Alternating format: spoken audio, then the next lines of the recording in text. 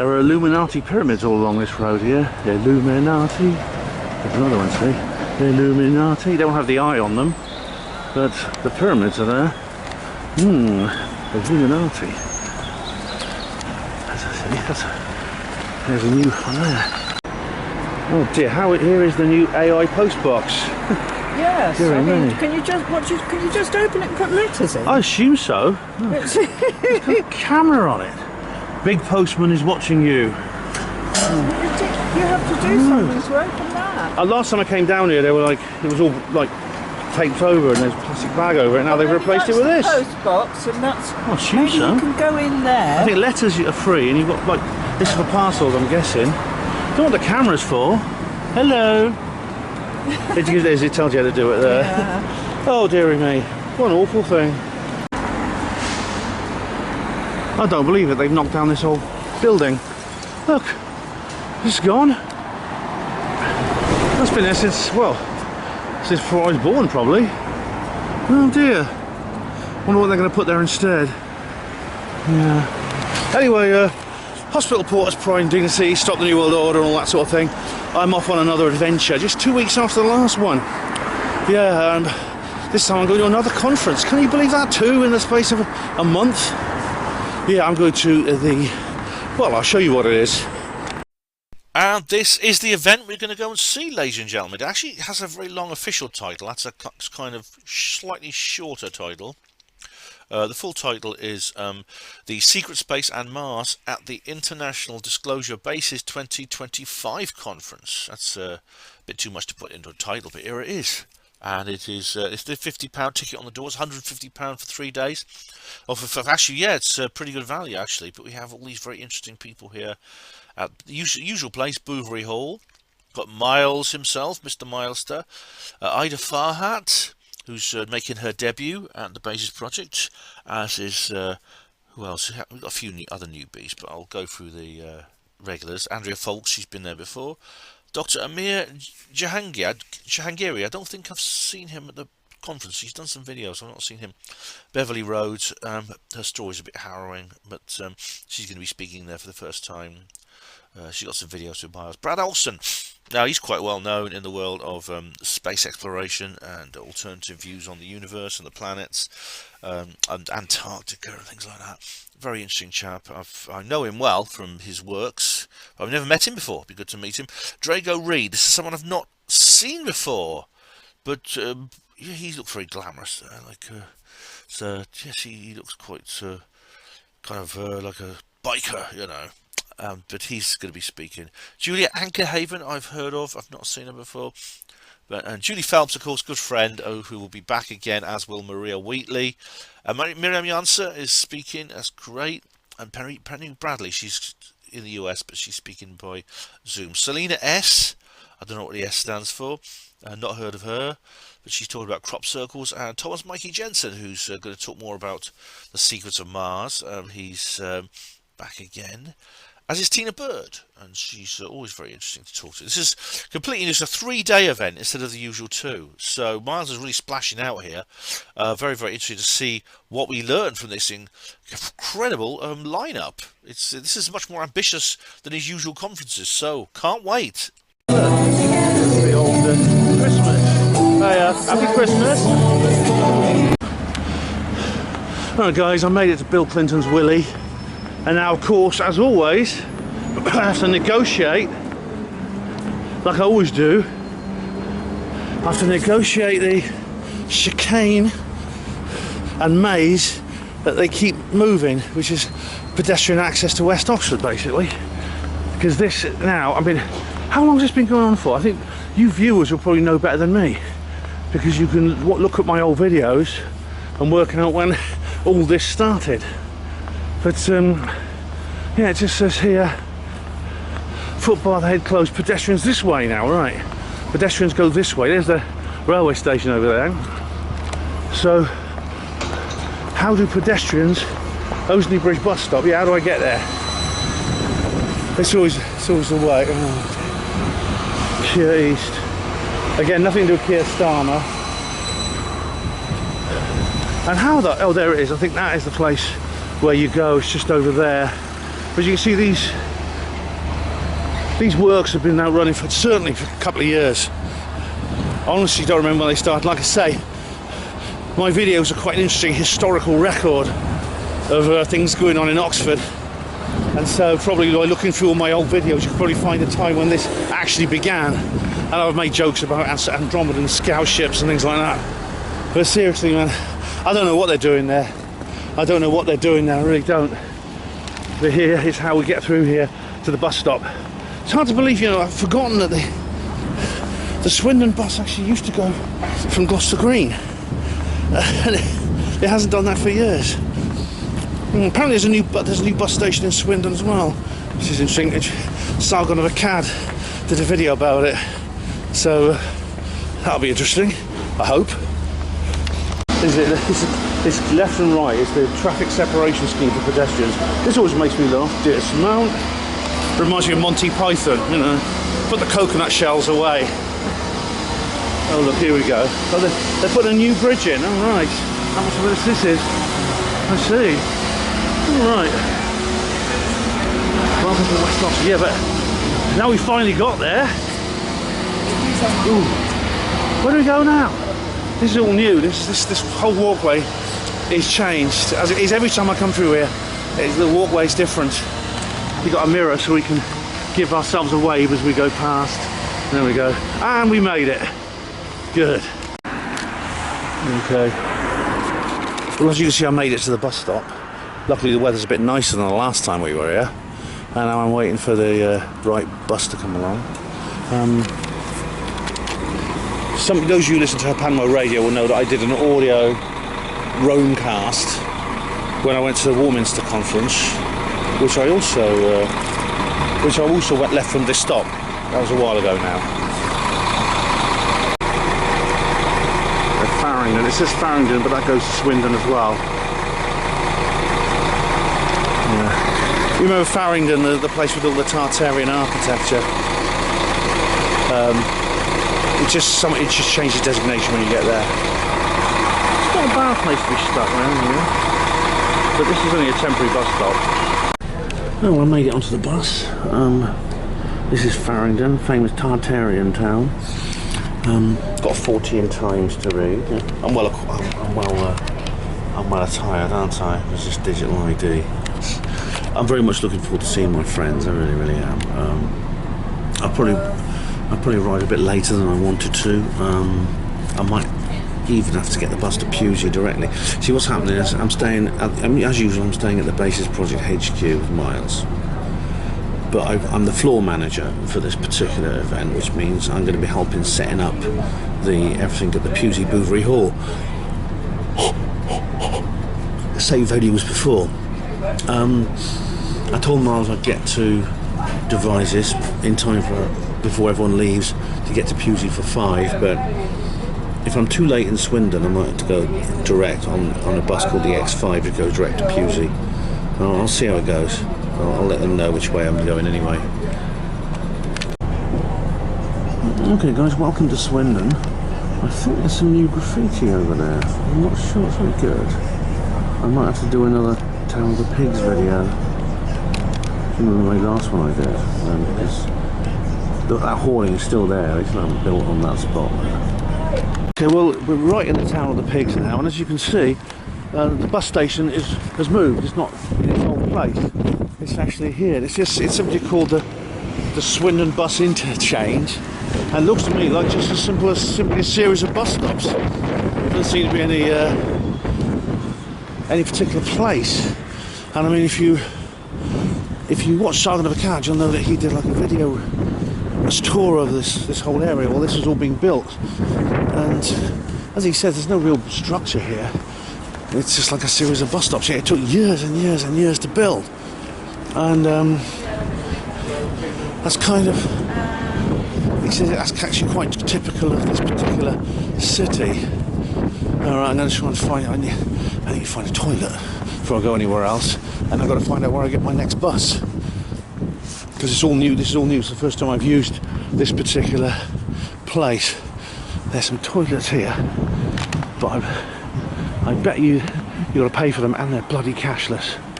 I bet you anything. Oh man, I'm going to see if I can find some others.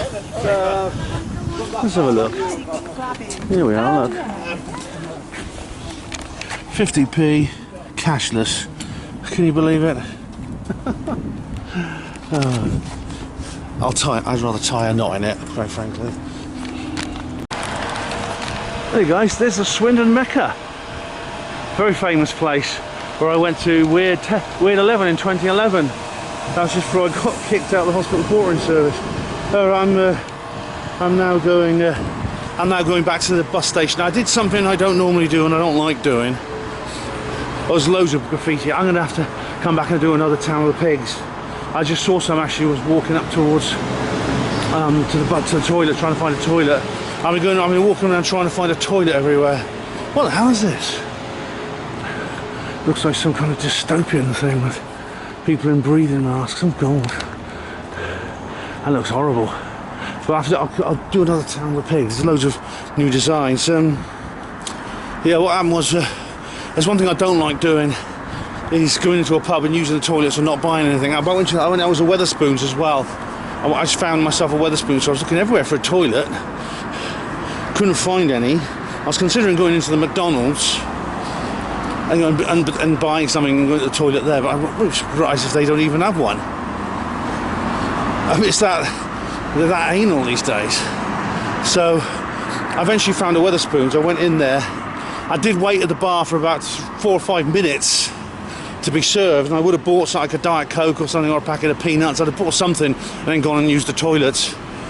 But the bar staff were taking so long. I mean, there was a rather awkward lady with loads of requests, and a new barmaid who needed instructions and stuff like that. So in the end, I just gave up and went to the toilet and left. So I used the toilet without buying anything in the Wetherspoons, which I apologise for.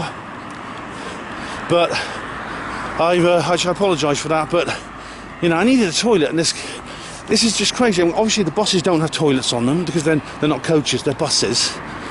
And so they're not even allowed to have toilets. When they designated the Milton Keynes coach or bus, they sealed up the toilet, and then you get there and the only toilets are those cashless bloody turnstile ones, like in the old bus station. In the old bus station, if you remember, they just have like a normal walk-in toilet. I mean, really, they've really got a nerve charging, you know, having, as you know, I've said this before, there's one thing I really resent paying for is public toilets. I really don't like doing it. I once actually tried to use one. It took my money, wouldn't open the door. That was the one in Blackpool. I remember when I was going to Pro. I put the money in, it wouldn't open the door. When you consider the amount that the skyrocketing council tax is unbelievable, and then on top of that, they charge you to use the friggin' bog. They actually have to put in 30p to use in that case 50p to use the fucking toilet.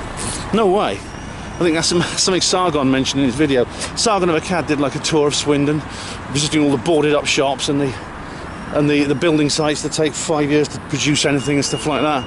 So I'm now heading back to where I think the bus station is. I've got a feeling I might have to go direct to Pewsey. It depends on the timing. We can't actually access the venue till 5 p.m, we've been told. When we do, then we can go in and start setting up. It may be easier for me simply to go to Pewsey. I'll see what the buses are like. Anyway, if I don't even know if I'm going in the right direction yet. Okay, stop Y for devices, number 49 is D, the next one's E. So I suppose I'll just keep walking along here till I get to the end of the alphabet. I suppose once I've done this, I'll know, you know, it'll be okay once I've done it, but right now, this is all completely new. But as Sargon said, you know, they've replaced the bus station, which was actual construction with a building, with an indoor part. You know, there's a cafe, you can buy food. There was a toilet, there was a free toilet, and they've replaced it with what's essentially just a series of bus shelters. That's all it is. It's not a thing in itself. So, and it took 3 years to build this. This whole area was shut for 3 years. I mean, it's incredible. There's G. Okay, I'm getting there. I've got to cross the other. Maybe it's on the other side. They go. What's on the other side? We'll have a look. See what's on the other side of the road. What the letters are there? Because I've got a feeling I've got to go over the other side. There we go. This is where we were. Come back to where I started. That's S. T. All right, so I've got. Yeah, you're right. I've had to walk all the way to the end and come back if I kept on that route. And then we've even got some signs. Stops TUVWYXY. There we are. T. Yeah. Lots of banks and things here. It's not a pleasant town, this. It's not like a picturesque place, it really isn't. The weather is kind of cloudy with a bit of sun poking through. It's actually quite warm. As you can see, I've got my shirt open. Declaring where I want to resist digital ID. When I get there, I'll check the bus times and I'll make a decision about where I'm going. Okay, just set off from Swindon. The bus is half an hour late. It broke down. Nothing wrong with the engine. It was a computer problem. It was a computer problem in the driver's cab. 20 years ago, when we didn't have this technology, that wouldn't happen. Whenever it was mechanical, they had ticket machines, you just turn a handle. It's like when I was a traveller, I remember when I couldn't get the doors open because the electronic key system failed. We're using technology too much, I think. Anyway, I'm going to be late, and Miles is going to hit the roof and have a meltdown about it, as he always does. But anyway, I'll wait. I'll wait and see what happens. But I could have gone direct to Pewsey, but that bus would take even longer. As I've said many times, this is the most beautiful bus route I've been on. But it's getting dark now, and also it's a single-decker bus, so you can't see as much. It's still upstairs. Hey everyone, welcome to Devizes. I've made it eventually. I just went past the bottomless duck pond, which has actually filled up since I last saw it. If you remember, it was in drought conditions last time, and of course it was not bottomless. So that's how I found out it's not bottomless. I'm now making my way to the basis project headquarters, which means crossing over this road, which is never easy, but I can do it. And we have an emergency vehicle come in. I guess police? Yeah, police. Okay, now I'm going to cross over here. Thanks. Oops. Someone just let me through. All right. It's gone 5 o'clock now, so Miles has already gone ahead to Pewsey. I don't know if I'm going to be able to get there to help him set up. I think he just wants to get it over with and get it done. It's been all, as I said, the bus broke down. Otherwise I'd have got here about 45 minutes ago. Now, the truth of the matter is I could have got here earlier anyway, but I left about midday. Could have left earlier, but I left at midday because I wanted to upload the Lapis video. Took a very long time. I thought I wouldn't be able to do it actually. And I've been sitting on that now for 2 weeks, and I wanted to get it uploaded. I said I'd upload it. I did promise people I'd upload it before I left to come here. And I thought, well, I'll do it yesterday. So I edited it yesterday afternoon after work, and I then put it into. Then I let it render in the software, the video pad software. Problem is, for some reason I'm still not sure. Probably because it had multiple scenes in. It took ages. It took absolutely. I mean, the video's quite long. It's longer than I intended. It's almost 3 hours. It took over 7 hours to process. I mean, literally. I mean, I left it going overnight. I had to go to bed. I had to go to bed, and I said, "Okay, I'll let it go overnight." The problem is, I thought it wouldn't process, because videos like that, videos with multiple scenes, which are very complicated. The video pad actually very rarely renders them first time. It crashes halfway through, and I have to do it again. And I thought, I'm going to wake up in the morning and it'll just say it's crashed, in which case I won't have time to do it again. I'll just have to not upload the video and say very sorry, but I couldn't upload the Lapis video, and I have to do it when I get back. But whoa, set my alarm for 7 o'clock. Woke up. Lo and behold, it's processed. So I thought, all right, I can upload it. The problem is, it produced it processed an enormous file. 4.5 gigabytes for a 3-hour video. I don't know why. Maybe it's just saying because it's got multiple scenes. 4.5 bloody gigabytes. Anyway, I I uploaded it to YouTube. I downloaded the YouTube version and used that to upload to Old Tech, which is much quicker. I think actually in BitChute you can't actually upload a file that big. I think it's maximum 2 gigs. So I know a Rumble it's maximum 15 gigabytes. That's not a problem. But I uploaded the YouTube download to the Old Tech, which is the quality is almost as good, and it took a much shorter time. And by the time, as soon as I finished that, I grabbed my stuff and headed off. So I could have got here earlier, but I wanted to upload the Lapis video. I only wanted to get it out of the way, so that's done. Anyway, it's not all 100% my fault. If the bus had been on time, I'd have got here 3/4 of an hour ago, and I'd be able to travel to Pewsey with Miles. As it is, we maybe still will go there because Colin is here. He's got his car, so he's there with Miriam and Brad Olsen at the moment. So I'm heading for the Basis Project headquarters right now, and take it from there. These are nice, aren't they? You know, we're just walking through Devizes because I did arrive at the Basis Project headquarters. I haven't actually caught up with you guys because I've basically been tired and I've had a drink and I've had something to eat with Colin and Brad, and now I'm just admiring these Christmas decorations on the houses. It's very good. That's a nice one.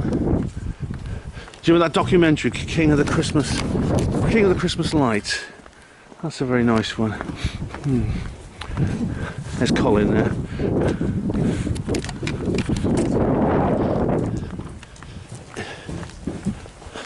And that's a nice camper van.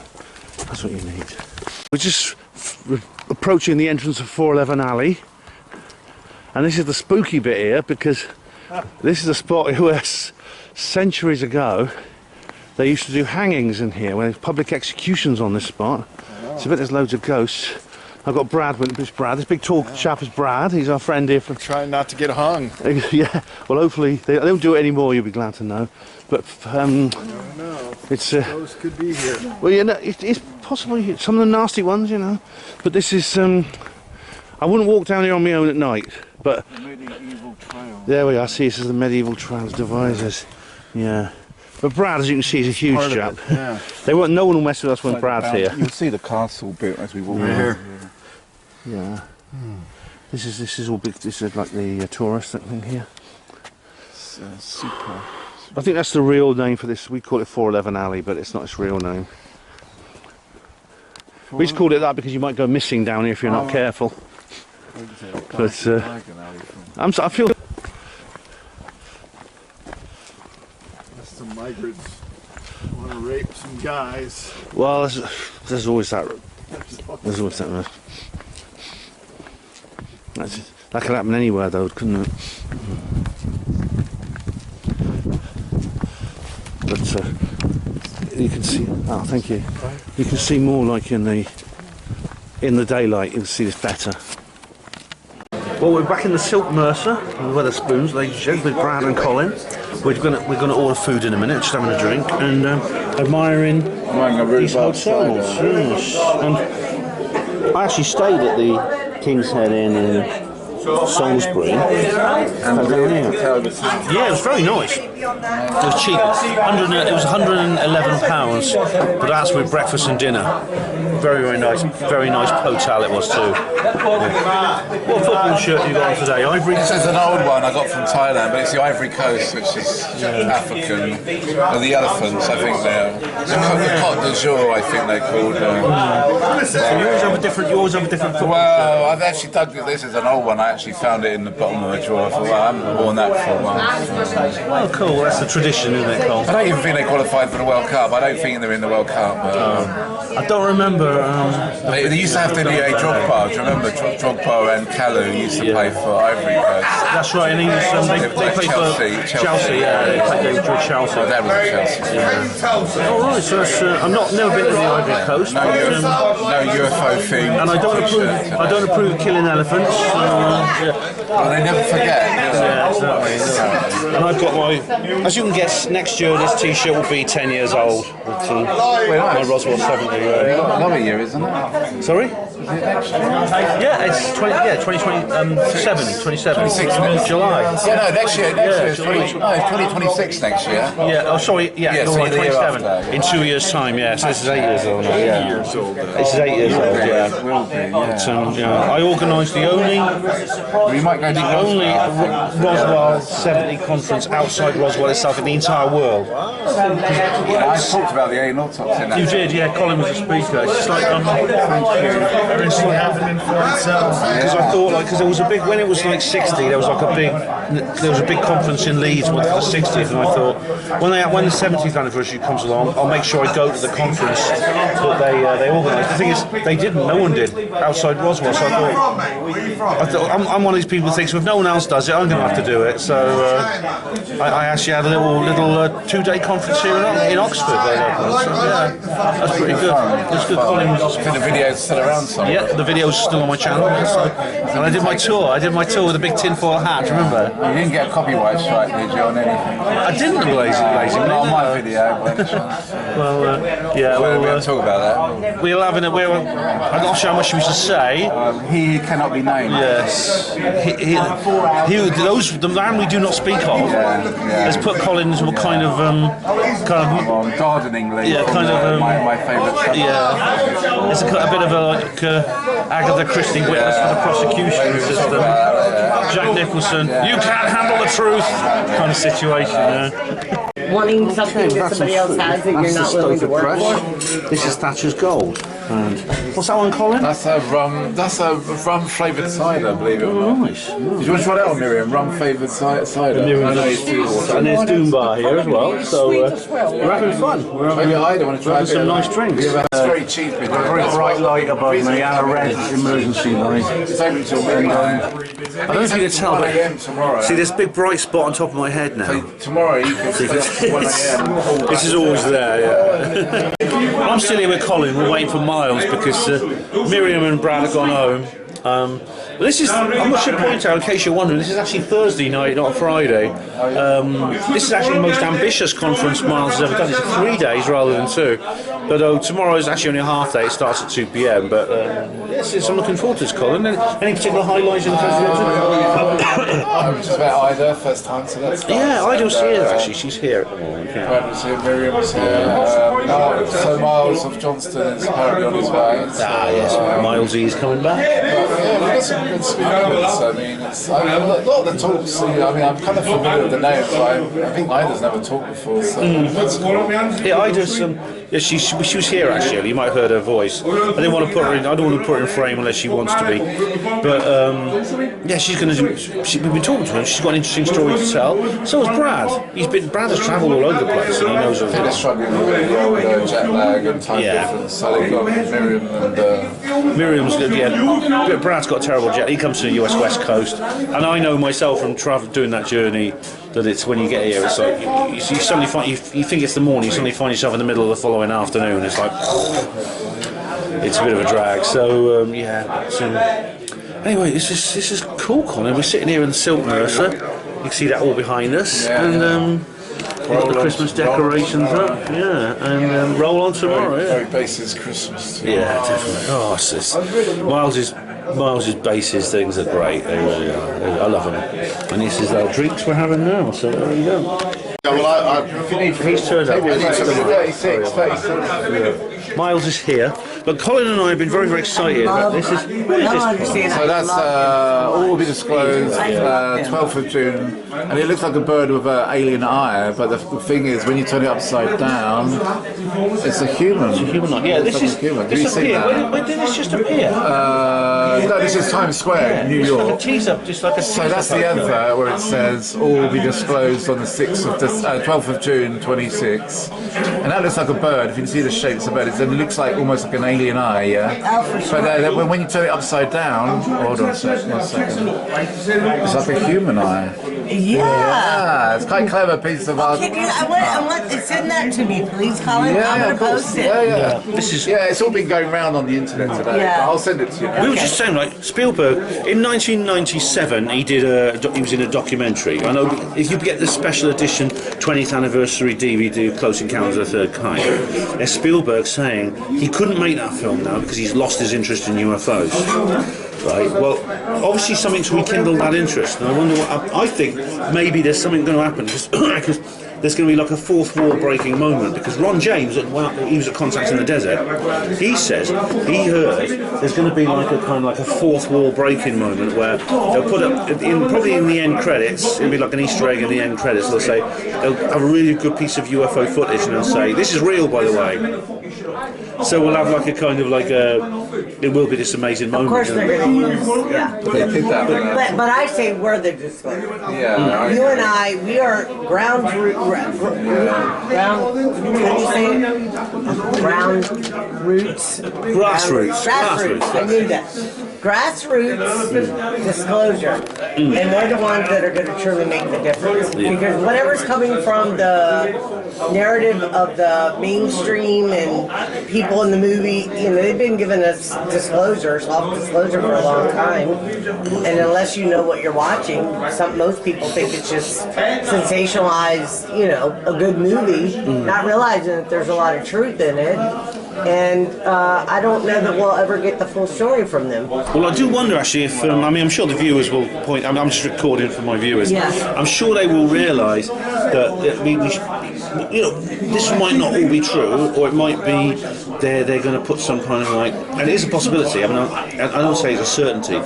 They might say something like, yeah, the aliens are real, but they're hostile, and we need an international state of emergency to save the Earth. Yeah. Well, that's already temporary, of course. Yeah. Only temporary. Do you want to sit here? Because I don't want. Okay. Miles just Come sit. So this is what but either way, I'm thinking of going to see that film on the 19th. And finally, the 19th is also Three Eye Atlas Perigee Day. Yeah, you're right. Yeah. I like these guys. Yeah. Oh, yeah. He's a good friend of Miles, Yeah. So this is like really. Yeah, I'm so excited. I want to hear I'm thinking of going just to see the trailer. I really am. Yeah. So I mean, I'm not an Avatar fan, but I might do it just to see the trailer. So yeah. Avatar, yeah. I haven't watched the second one yet. Yeah. But anyway, that's something to think about, isn't it? I mean, it's something to look forward to. Okay, we've left the Wetherspoons now. There was a bit of a crisis because we thought Ida's presentation was all wrong. It turns out it was fine. I actually went back to her room and I helped her with it. Turns out it was fine in the end, so that's another crisis averted. But Colin and I, the only man in the world who has a cooler deer stalker than Matthew Williams, we're heading, this Devizes Town Hall, 1993, as David Icke used to say. And we're now heading back to the Basis Project headquarters for hopefully a good night's sleep. Well, I'm here with Colin. Morning, Colin. Good morning. We've just woken up. I'll show you where I was sleeping in it later, but the house is a bit overcrowded, the Basis Project headquarters, but then it always is because of all this stuff that Miles has got here. Didn't sleep too badly, can't complain. And today's the first day of the conference. So, and we're now trying to find something interesting. Well, it's alien convergence, right. That might be... A team of disabled service personnel sent to fight a pack of reptilian creatures wreaking havoc across the globe. Oh, wow. That sounds interesting. Is this... Never seen this one before. Alien convergence. Sounds perfect. Reptilians, eh? Yeah. Well, this is going to get us in the mood, I'm sure. Here we are. Give you a bit of 360. There's this strange Barad Door War Memorial. Now, Colin and I are in downtown Devizes. There's the Bear Hotel. Over there is that's the Swan over there. That's the Swan over there, where I had my little ghostly experience a few years ago. That's enough, isn't it? Colin's just getting a little ticket for the car. Yeah, we're going to have breakfast in the Condado Lounge, that place over there. We normally go to New Society, which is over there. But we've decided to go to the Condado Lounge. I've been there before. It's actually quite nice. That's a nice picture on there, look. That's bid food. That's nice. We're hoping Ida will join us. She knows where we are. So we're going to go down over here and have breakfast. And hopefully Ida will be there. Brad and Miriam may follow later in her car. I'm just really admiring Colin's really cool T-shirt, the alien. I think we've seen this one before. Yeah, we have actually. This Colin's very self-decorated person. It's an amazing image here. That's really good. That's really good. Transhumanism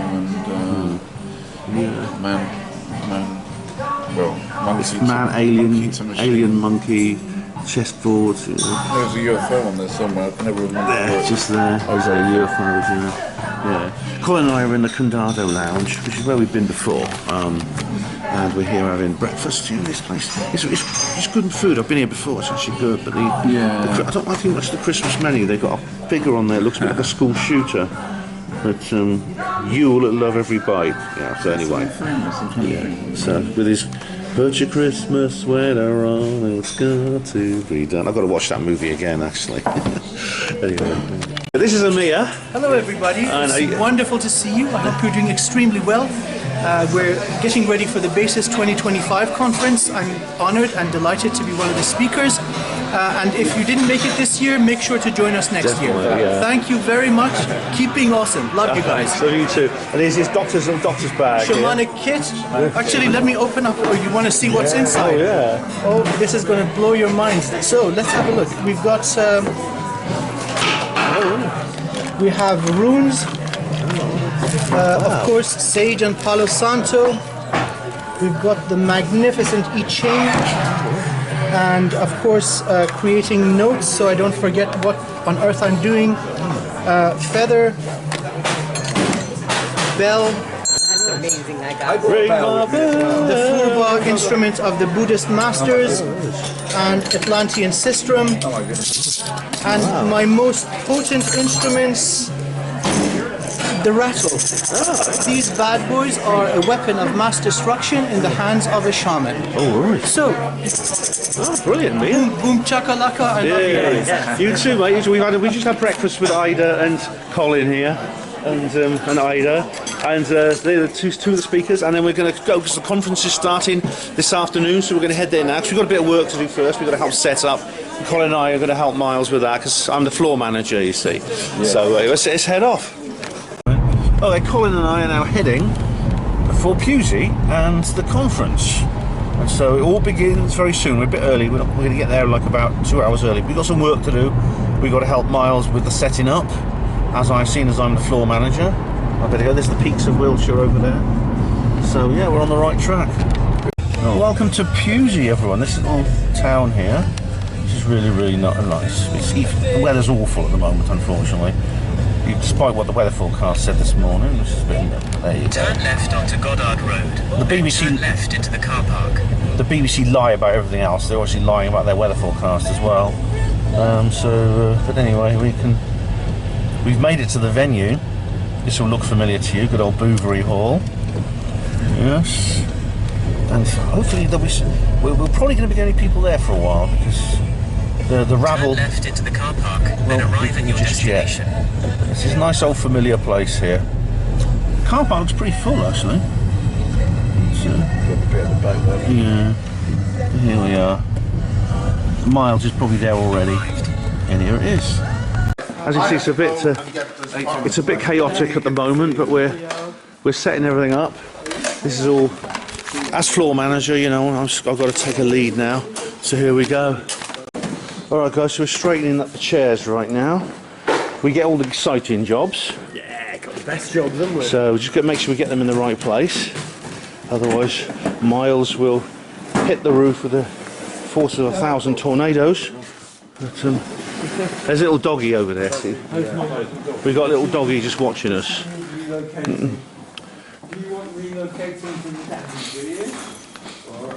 Hello, little doggy. What's this doggy's name? Daisy. Daisy. Hello, Daisy. Hello. Yes, you're sweet, aren't you? Oh. Bit of a daddy's girl. Oh, that's it, guys. Yeah, just same level. As you can see here. We're just a space down the middle where people can walk, so That'll be all right. We never get all the chairs out. There's always going to be a few of them there. But get as many out as we can. Oh, fingers crossed. I mean, he did sell out one year. Now this is Tina's background. This is a little banner here, and this is Tina, who you know. Hi guys. From previous shows, and we're standing right in front of her little banner. Good to see you again. And you, Bev. Yeah, this is good, isn't it? Tina's really gone to tie town with the merch and everything. There's the big logo. That's her logo there, and she's got books and things over here. I'll show you properly when she's set up, but here's mine. Mine's all ready now. This is, unfortunately, I haven't got as many books as I wanted because that's Matthew, who's rapping in at the moment. Is that important? Something come off something? Oh yeah, that's all mine. But I wanted to get some more. I wanted to get some more books, but I went to the England Spark and they tried to order I wanted maybe 3 of these, 3 redeems, 2 redeems, 3 risings. 2 revealed, 3 the other 2, and it said because of Christmas it takes longer, so 9 days before it's delivered, and that's not enough. So I have to make do with what I've got. But this is very rare. This here, you may notice the difference. It doesn't have the bleed over from the spine. This rising is the last of the first edition books. Yeah, I thought it was a second edition. No, it's the first edition. Look. Because it doesn't have the adverts for the other books on, because these ones, of course, have adverts for the whole trilogy. This one doesn't, and it's got the small print, 9-point print. So that's a rare book. I should maybe sell that for a little bit more than £10. I don't know, because it's a bit of a collector's item. This is where I get my third-party copyright strike. But Matthew is playing some disco music for us, or what people of my generation call disco music. That's right. And there's a little. He's put something up on there. Yeah, trance. But look, there's something up on the screen. What's that?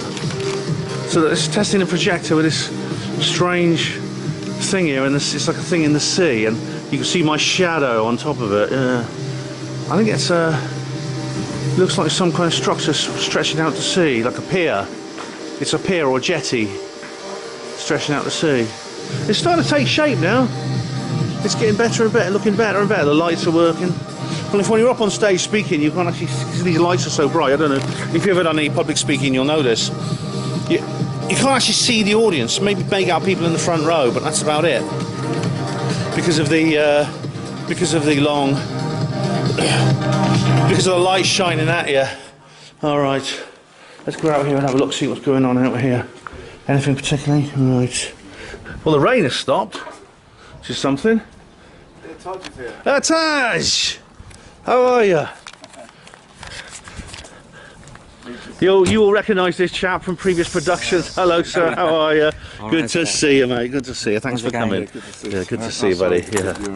And we are here with Taj. He's the first to arrive bright and early, and we're still setting up in there, but it's all looking good, all coming together.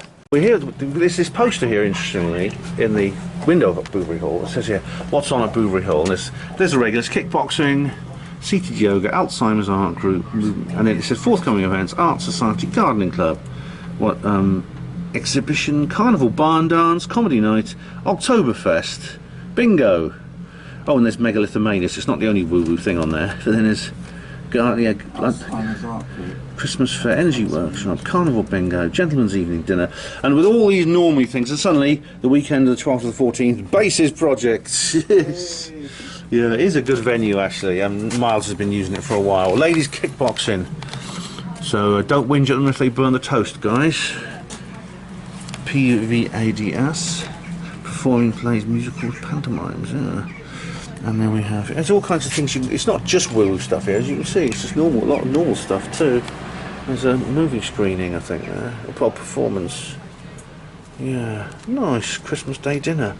If you're on your own at Christmas, why not? Yeah, why not do that? That's the best idea. Taz, Colin and I are drinking some beers here in the Royal Oak. Taz has got like beer and Moretti. We've got this one called Hells and Back, Fully Road.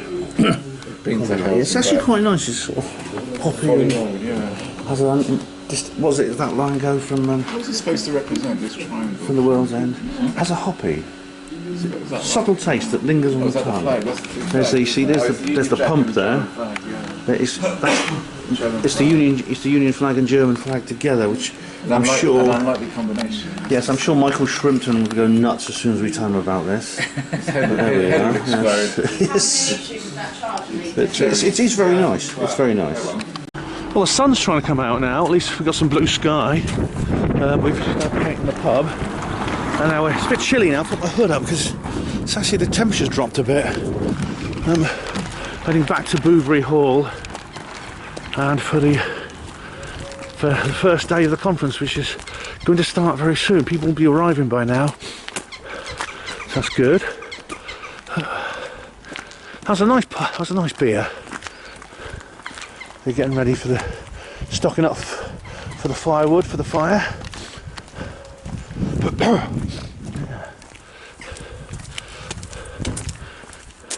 Is anyone there? Let's have a look. I'll start seeing some of my friends. They'll be arriving. Is that Jane? Oh, blimey. Okay, we're back now. Things are looking a little bit more civilised. These have had to be rearranged a bit. There we go. I've got to put that back. But here's mine. And Tina has given me these card holders here, so and the t-shirts. This is all Tina's stuff. Bastard Planet. That's good. Skinny Bob.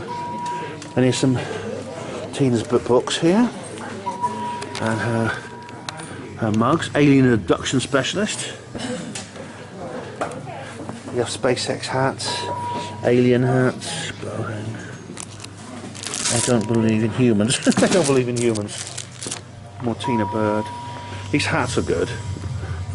That there is from the Alien franchise, and there's Area 51 Security. Miles has got one of those. It's my favourite t-shirt. Look at that, you see how it looks like Paramount, it's paranormal. See the alien there? And this is, there's a really good one here, where is it? Here we are, look. This has got to be my favourite, I might get one of these. Sorry, I don't speak human. Oh, that's excellent, that's absolutely excellent. And hoodies and things here. And there's your list of prices. And here we are. Lazar S4 Sport Model, 1989. Yeah, this is good. And I'll show you these. This is like Lockheed's Gun Works. These are like goodie bags. Tells what they contain. Thank you note. That's Tina's own emblem. There we are. Oh, brilliant! This is fantastic. I've actually got a good feeling about this event. This is the most ambitious project Miles has ever done. This was the first of 3 days, and it's really, really cool. It's like it's much better set up. The gallery's up there now, so there's more. The gallery's not there, so there's more room for. Where's the spare table? Well, it's all been moved around. I don't know. There's a table over there. Yeah, it's all been moved around, unfortunately. But it's just so everyone can be fitted in. And there's where Matthews does his magic. Up there. Julie's stall, Julie and Julie Hands, and these are inspirations. It's by Starlight, an Channel elderly writings by lady. Starlight. Oh, nice. And you can just pause and read this, ladies and gents. But this is these books here. They're on Amazon. Yeah, volume 1. And this is the. Yes, it's still the same volume. This is something. Yeah, nice. Yeah, just wonderful. That's great. Well, good luck with that. Yeah, little channel writing. Oh, lovely. Very, very useful. Oh, nice. They're lovely. Oh, cool.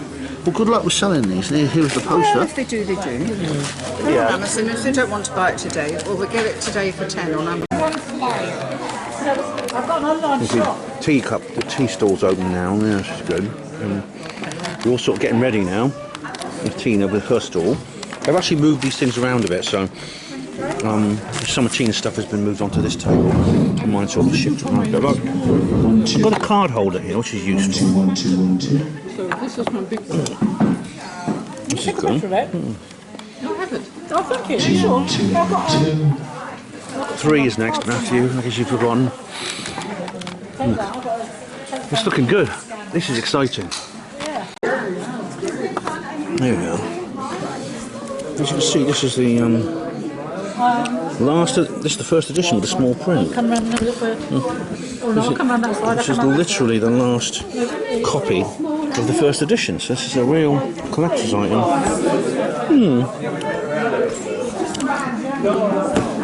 I sort of like, I was trying to order some more books from Ingram Spark, and I wanted like a few books, and they just said because of Christmas it's going to take like 9 days or something. So I had to make just do with what I've got here, which is just these 2 reveals, that one redeemed, and that last ever first edition Rising. I was going to keep that, but I thought no, I'll sell it.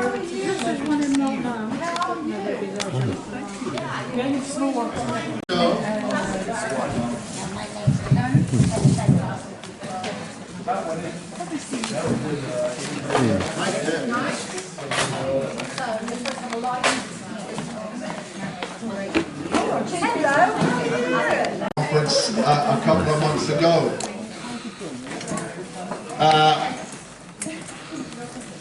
I'm going to be a killjoy, but I'm going to use the word kill because one of our friends has left us in the last 2 weeks. Aww. His name is James Rink. James Rink. Poor John. Yeah, very sad.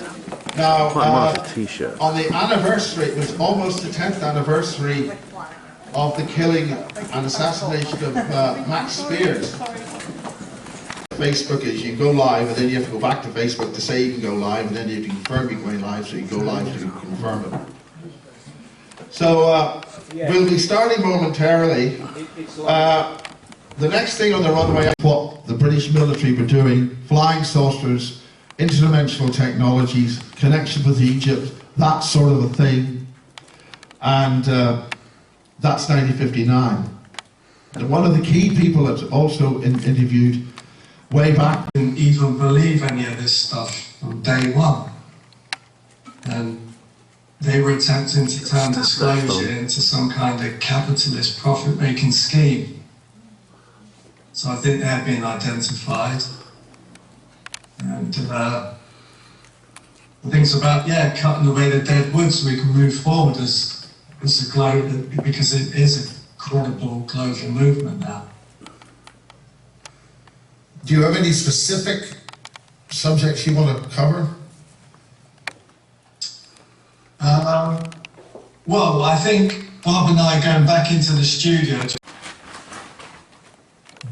We have to do an overview of some of the old tech because the new tech is an extension of it.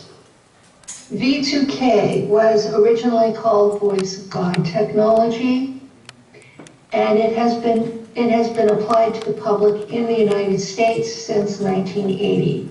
Seriously. Wars. So this is, I also was told that I hold Magdalene DNA. That's a whole nother story, and I won't go into that in this presentation, but I know exactly who I am. I know the soul I behold, and I know who I'm connected to. So this is just a little, I don't want to read too much. You're welcome to read it. Here, I say this was a reading that I had by a gentleman and I blocked out a part because it's quite personal, and I thought that it might not be time to share that, but ambitious conference Miles ever done. I mean, there's so much we've seen already, you know. And then we've got Drago coming up. He's going to talk till midnight, apparently. When you get that amount of information, It's hard to yeah, that's really quite something. It's really quite something. Oh, well, guys, I've managed to sell my last XXL Dreaming Saucers t-shirt. I sold it to a lady called Julia. I think it'll probably come, because this is the XXL is the one I wear. So I got a feeling it's probably come. She's quite a small lady. Oh, she's wide. She's quite stocky. She's quite fort, as they say. But she's still really much smaller than me. I think it's probably going to come down to her knees. Yeah, but that was yeah, and we just watched Ida, who did a really good job. Really good job. But that's my first sale. Now some lovely artwork up here, created by, looks like local people. And then over here we have a little image to commemorate the visit of His Royal Reptileness. We were just talking about Dracos, weren't we? And there he is, the King Draco himself. Yeah. Okay, ladies and gents, we've left up here with Taj, and we've just left the venue. I couldn't stay any longer, unfortunately. Drago has just started. Drago Reed has already said he's going to do a 5-hour talk, which means he won't finish till after midnight. I can't. Is anyone really going to be sitting there the whole time? I'd love to hear what he has to say. I really would. He sounds like an interesting chap, but unfortunately, I've got to go in when the lift goes because I don't have my own transport, and Colin is giving Tony a lift. And there's no room in his car because Tony's got a big suitcase because Tony has to take all his belongings with him wherever he goes. It's like he's moving in. He doesn't go to a hotel, he moves in.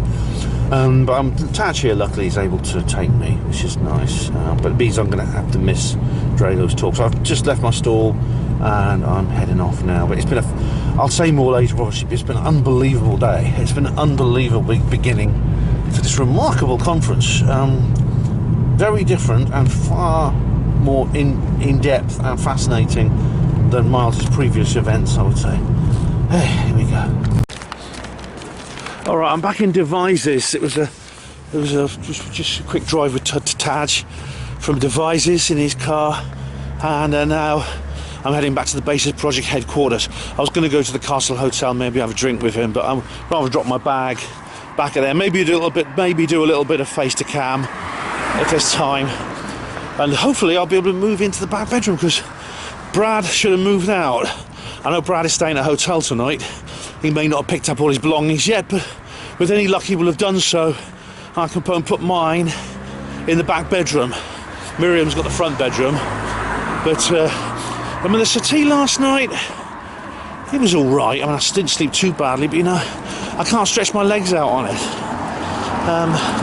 So it's not as good as a proper bed, or even the bigger settee in the studio area. It's been quite a day. It's been quite a day, I'll tell you. It really is. The temperature's grew. It's actually much colder now. I even felt it when I was in the venue, and I put my hat and my jumper on while I was in the venue. But that's good. That's how winter should be. It should be cold and icy, preferably with snow. As you know, I don't like warm, mild, wet winters, which is sad because in the southern England that's what you get nearly all the time. But it is cold and icy. It was cold, it's not below freezing, but the temperature has considerably dropped actually in the last few hours. So that's good news. Let's hope it continues. Alright. So, yeah, what a day. I'll be catching up with the others later. The other guys. Oh, thanks for bearing with me on this amazing first day, guys. Hello there, yes, you'll recognise that picture behind me. I am indeed at the Basis Project headquarters. I've arrived safely, and it does look like Brad has actually vacated this room, so I assume I'm in here tonight because Colin's staying at the hotel, Brad's staying at the hotel, only Miriam and Miles and myself are going to be here, so unless Miles has other ideas, I assume I'm going to be in this room. Anyway, right, the speakers. The first speaker unusually was Miles himself, and he doesn't do many of his own.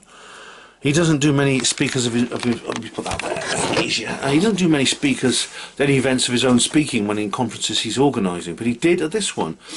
And he talks about. Well, he started with a tribute to James Rink, the researcher who's sadly passed away. He's at a young age, a couple of weeks ago.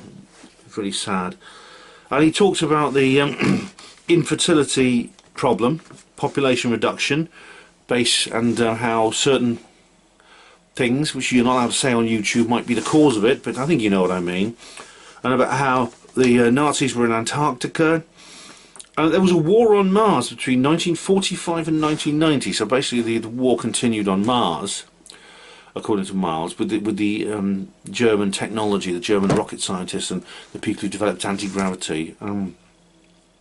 It only ended in 1990. I don't know about that. I do believe World War II essentially continued for at least another 2 years, but it continued solely in Antarctica through Operation High Jump and the British expedition of which my contact Jack was a part. Miles gives a bit of background to the BASIS project, which has been going for over 30 years now, and the documentaries he's been in: Confessions of an Alien Abductee, The Great UFO Conspiracy, Fractured, The Death of Max Spears, and the Targeted Individuals documentary on Vice. Now, I've been asked to take part in one of those documentaries, The Great UFO Conspiracy, and as you know, I told them to go to hell, or words to that effect. Miles didn't. He took part in all of them. In my view, that was a mistake, and everyone knows how I feel about this. I think he was grossly misrepresented and made to look like a fool, and that was the intention of the programme's producers. And of course, this comes up to Miles's background at Kiss FM in Northern Ireland, where he was operating a pirate radio station on the Anglo-Irish border, which would transmit signals into Belfast and other cities in Northern Ireland, and that his was the first to achieve 1 million watts, hence megawatts 1066, which was his original name. And about he saw scuttlers and black goo on the transmitters. There's some photographs of him. Imagine Miles with big ginger hair and a little moustache. It's quite amusing to see. And he came across John Irwin, who is a former British Special Forces operator who wrote a book called 16, which is very hard to get hold of. It was never actually on mass market. He distributed it privately, basically, and sold it privately by himself. It was, unlike my own books, which are basically which are completely embedded into the book retail world. This one is not. I've never thought about trying to get hold of a copy. I know a few people who have one that might lend them to me, but they're out of print now anyway. The Anunnaki and this agenda with the Anunnaki have to keep the soul in the body, which I think refers to the continuous recycling of the souls, that is the reincarnation cycle, which is kind of a Buddhist idea, really. It's the Buddhist idea of samsara, which is basically that you have multiple past lives and multiple future lives, but the goal of soul development is to escape that cycle. And he talked about Tartaria, and Guy Anderson. Now, Guy Anderson is a famous author on the subject of the Tartarian revolution and the cover-up. I'm still not certain of this idea. I know it's very popular with flat earthers, and as you know, I'm not a flat earther. But there's certain pieces of evidence. It's very, very difficult to explain. I must admit. You know, the pre-1906 earthquake images of San Francisco. There's a famous film taken from a tram in San Francisco, and you see other trams, and this is just before the big earthquake that destroyed the city in 1906. And it's very obvious these trams have no pantographs. In other words, wires above them which are connected by the pantographs. This is the structure that which touches the wire and provides power to the vehicle. They're not there. Now, at the same time, the other way is, of course, through a third rail, which is the way underground railways are powered in London, for example. You can't have that on a public street because everyone who stepped on it would die. But so the question is, where's their power coming from? Things like that. And now, apparently, Tesla was fake. I don't believe that Nikola Tesla was a fake person. I believe he's a real person. And he mentions Chris Thomas, and I thought, where have I heard that name before? And I suddenly remembered there was a documentary by Terry Toffness, a Norwegian researcher. He did another very good one called The Day Before Disclosure, which is very, very good. You can guess what that's about. I think it's on YouTube now. He did an interview with this guy called Chris Thomas.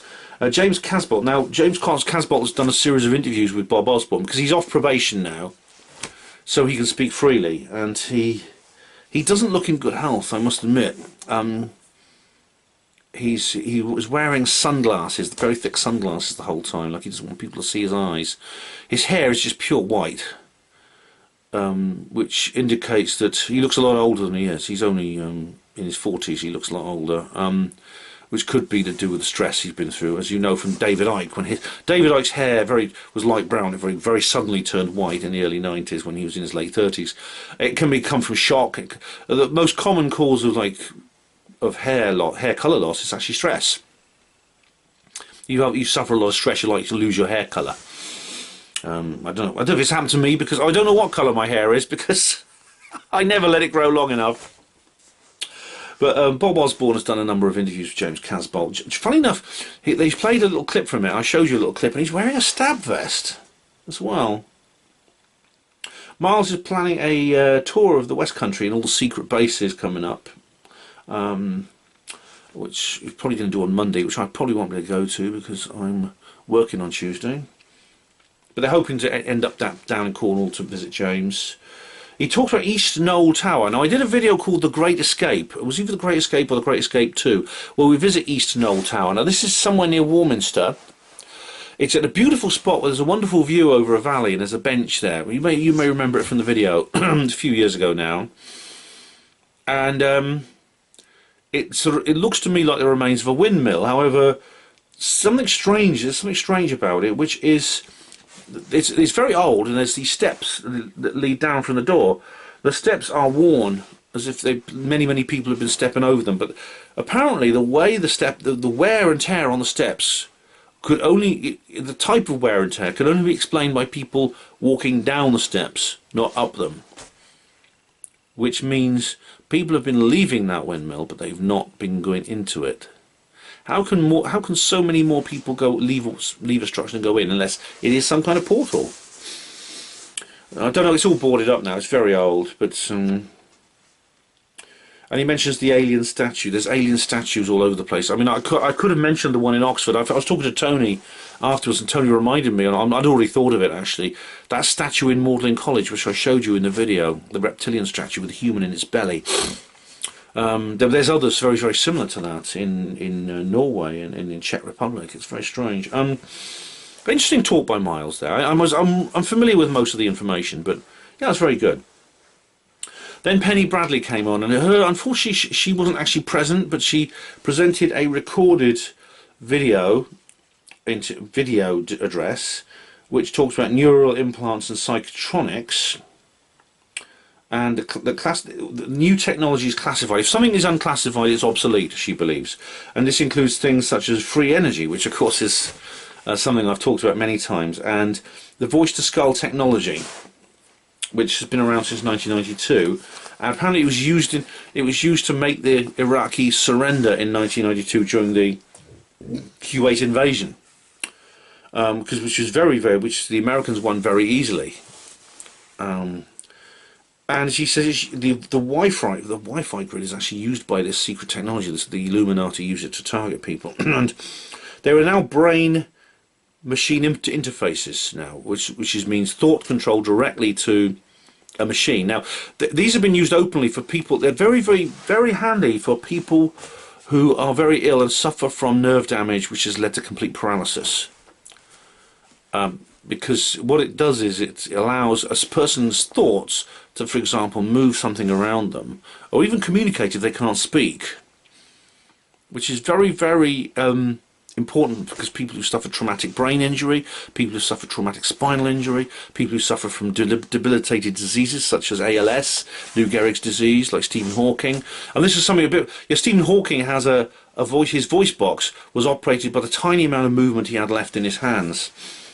This would be, you just think something and the words come out of the speaker. And of course I understand how that is useful. But like a lot of this medical technology, and I've talked about this before, these plowshares are also being beaten into swords. This doesn't mean we shouldn't use it for its good purposes, but remember, it's been used for bad purposes as well. And I remember thinking, I saw a film about that, and the film's called Firefox. It's a film with Clint Eastwood about it's a Cold War science fiction thriller. He sneaks behind the enemy lines in the Soviet Union to steal their latest fighter jet, and this jet actually has thought control. Now,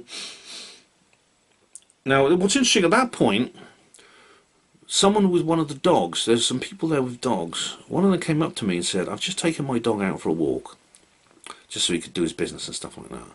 And all the dogs in the neighbourhood are howling and barking, which that to me indicates there's some kind of transmission that humans can't detect, ultrasonic perhaps, and they can hear it. And it happened at that moment, at that time when Penny was doing her talk. It's strange. And there's also diseases, there's also pathogens, biological warfare that target specific genotypes to eliminate people of certain DNA, certain racial characteristics. This was mentioned 26 years ago in the Project for the New American Century document that's most infamous in the post 9/11 era. And things like cyborgs. It's really strange, right? Because last night on TV, I was with Colin, we watched flicking through the channels, and we watched a little bit of a TV programme I haven't seen since I was a little kid, a tiny child, like a really small preschool child. And that is The $6 Million Man. This is a very famous drama series and thriller from the United States about a pilot who's injured in a crash and loses parts of his body, including his eye and one of his arms. And these are replaced by artificial constructions, essentially turning him into a cyborg. And it's really weird. I see that programme for the first time in well over 45 years. And then suddenly I turn up at this conference and there's Penny Bradley talking about the very same programme and about how it's coming true. How weird. The next speaker was Ida Farhat. Now, Ida, as you know, I've met and I've sort of been socialising with her. This was her first ever presentation. She's never done a live presentation before. And I'll tell you what, I find it hard to believe that was her first ever presentation. She's a natural. I mean, if you go to like the David Icke discussion group back in 2012, where I did my first ever presentation, you'll know that I did a pig's ear of a job compared to her. Because it's something new and it's a skill I had to learn. But Ida seems to have taken to it like a duck to water. And when she was a little baby, she said when just 2 days old, she was actually implanted with something in her ear. That's an implant, and she's had other implants since, all along the right hand side of her body, which reminded me a bit of Kieran Lee Perrin. Do you remember he had these? Kieran Lee Perrin is basically half robot. It's really weird, it's augmented by artificial intelligence. She had a big thank you to Miles, which everyone cleared. I share that, and there was a rest in peace James Rink as well. She did a little tribute to James Rink, and then she believes she's a Pleiadian, and at the age of 5. She went down a tunnel, and childhood memories like this are strange. I mean, I have rather disturbing childhood memories too. But she went down this tunnel and met strange creatures. As my childhood memories consist more, not so much as meeting strange creatures, as encountering some very horrible and destructive people in school, and you know, I'm not talking about like school bullies or something. I'm talking about teachers, adults. And indeed in my home life. But she talked about her parents. So her mother's a Scottish Irish American. This is means basically from Northern Ireland. She has her roots in Northern Ireland. Her father's Palestinian, and she describes herself as Palestinian. And he knew about her. He knew about her background because she met Simon Parkes and she discovered her background. And she then talks about her father never told her because he thought it was best she didn't know. But then she discovered that she has had mind control programs that cause addictions for her and indeed suicidal tendencies. She lived in this place called Silverton, the Silverton condos in Silver Spring on the Maryland-DC border in the US. And weird things happened, like she was gang stalked, people followed her, she had bad relationships, she encountered shadow beings, which include, it was disturbing when she described it, but she was hung upside down and subjected to Illuminati-style torture, which indeed has been discussed by other people, including James Casbolt in other interviews. They do this at Bohemian Grove to the victims. And she believes, and Tim Reifite talked about an AI program called AIDA, AIDI, which she believes was named after her. She was subjected to MILABs, joint ET military abductions, human and military abductions, where they attempted to extract ova from her ovaries, which she had her ovaries removed. She had an encounter with a Draco at a castle, and she dated a man called Jack, who turned out was a shapeshifter. And she inadvertently set up she inadvertently set up a ritual thing in her home because for some reason she bought black, white and red furniture and decorations, and this apparently is satanic, and lots of mirrors in her home. And as you know, I mean, there's a mirror in this room. If you have mirrors in your bedroom that are too big, or there's too many of them, or worse still, they face each other so they have like an infinite regress, this can be used by the jinn to access our world. This is what Rosemary Ellen Guiley used to talk about. And I mean, I felt like when I went to, do you remember when I went to Las Vegas to the Stairway to the Stars, and I was disturbed by the number of mirrors in my hotel room? It kind of fitted in with the Las Vegas generally, but that was a disturbing thing. And she's writing a book called Lost Little Sister, so she's working on that book right now. But another very, very interesting and moving, very moving talk that she gave, and you know, a lot of respect to Ida for that. And the next speaker was Drago Reed, but we had to leave basically because as Taj was going, I had to leave with him because I've got to get a lift back, and Colin doesn't have room in his car because he's taking Tony and Tony's suitcase. So, I mean, I have to apologise to Drago for not listening to his talk. I'd like to have done. I'm sure he has a lot to say, but apparently he says this talk is going to be 5 hours long, and Miles has agreed to that, which means he's not going to finish till after midnight, and I do wonder how many people are going to stay around that long, presumably people who are like staying locally. But anyway, this absolutely mind-blowing and incredible first day really was.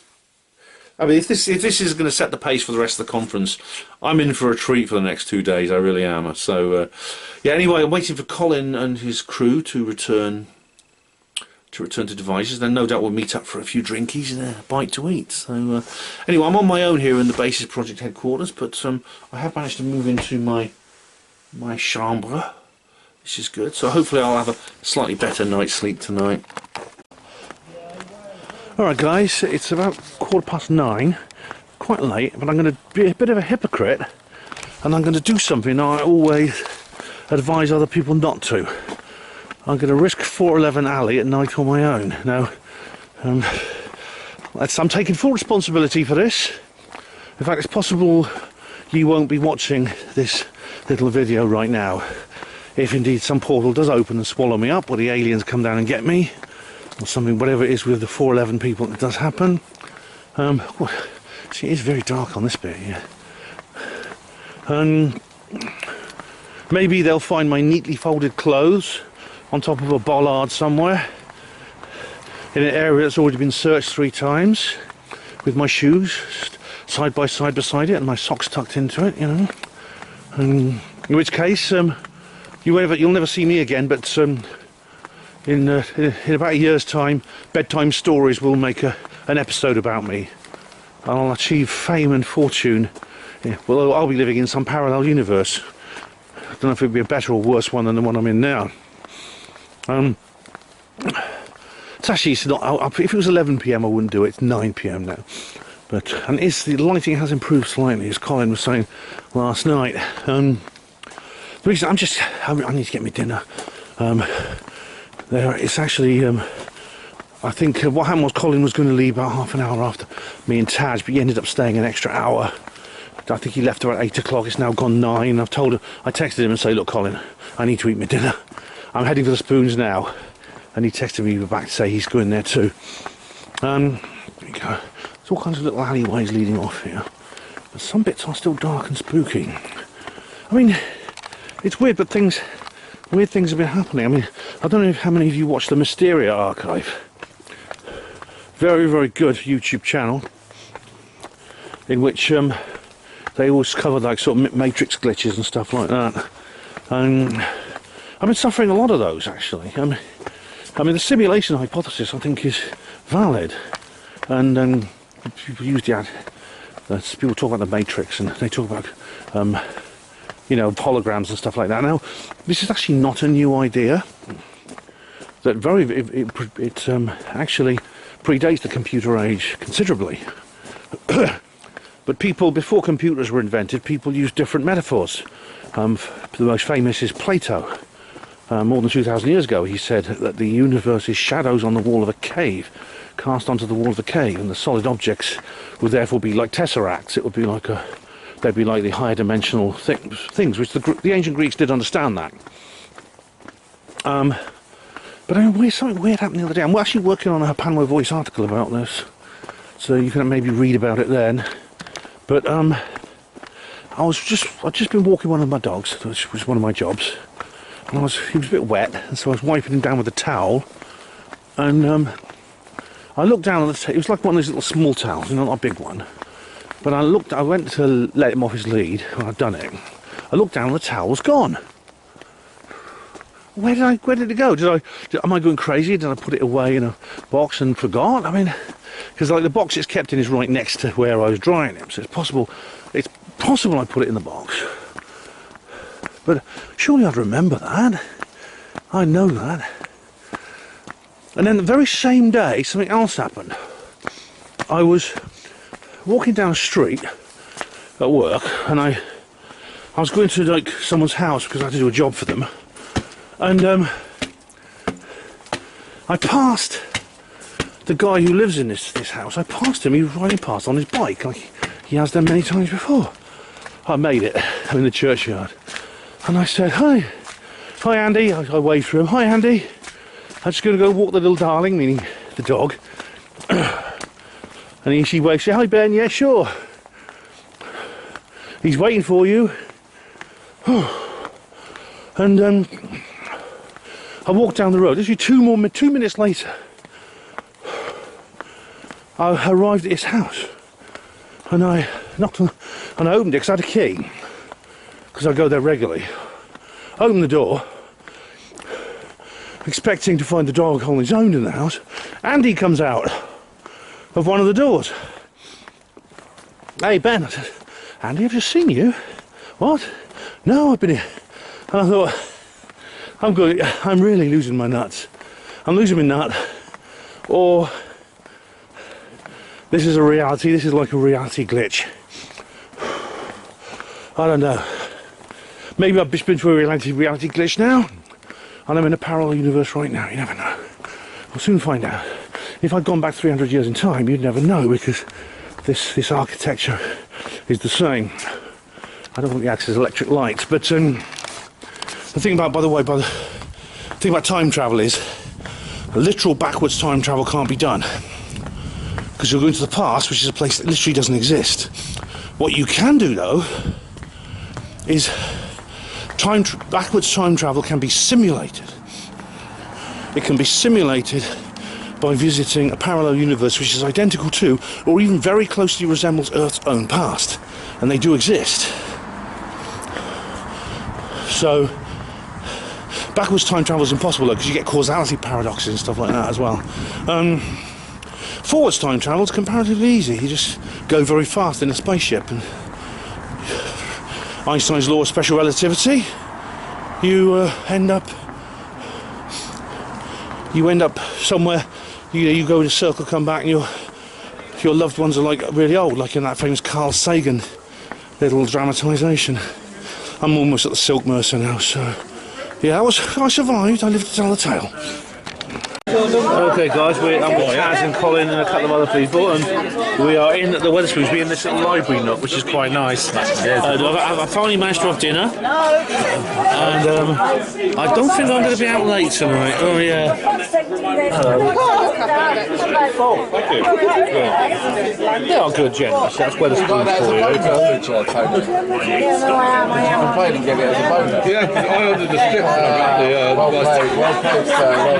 Yeah, very good. It's rolling there, so just hold it like that and point it. Hold it where? Hold it like that. Like that? Yeah, and then point it at me. Right. This is Ben. We're enjoying a fantastic night here in Wetherspoons, but at the time, oh God, 22:11, Ben's pulling out. The big pussy has had enough, he's going home to bed. I'm sorry. Back to bases. Bye, Ben. Good morning. Bye. Stay the distance next time.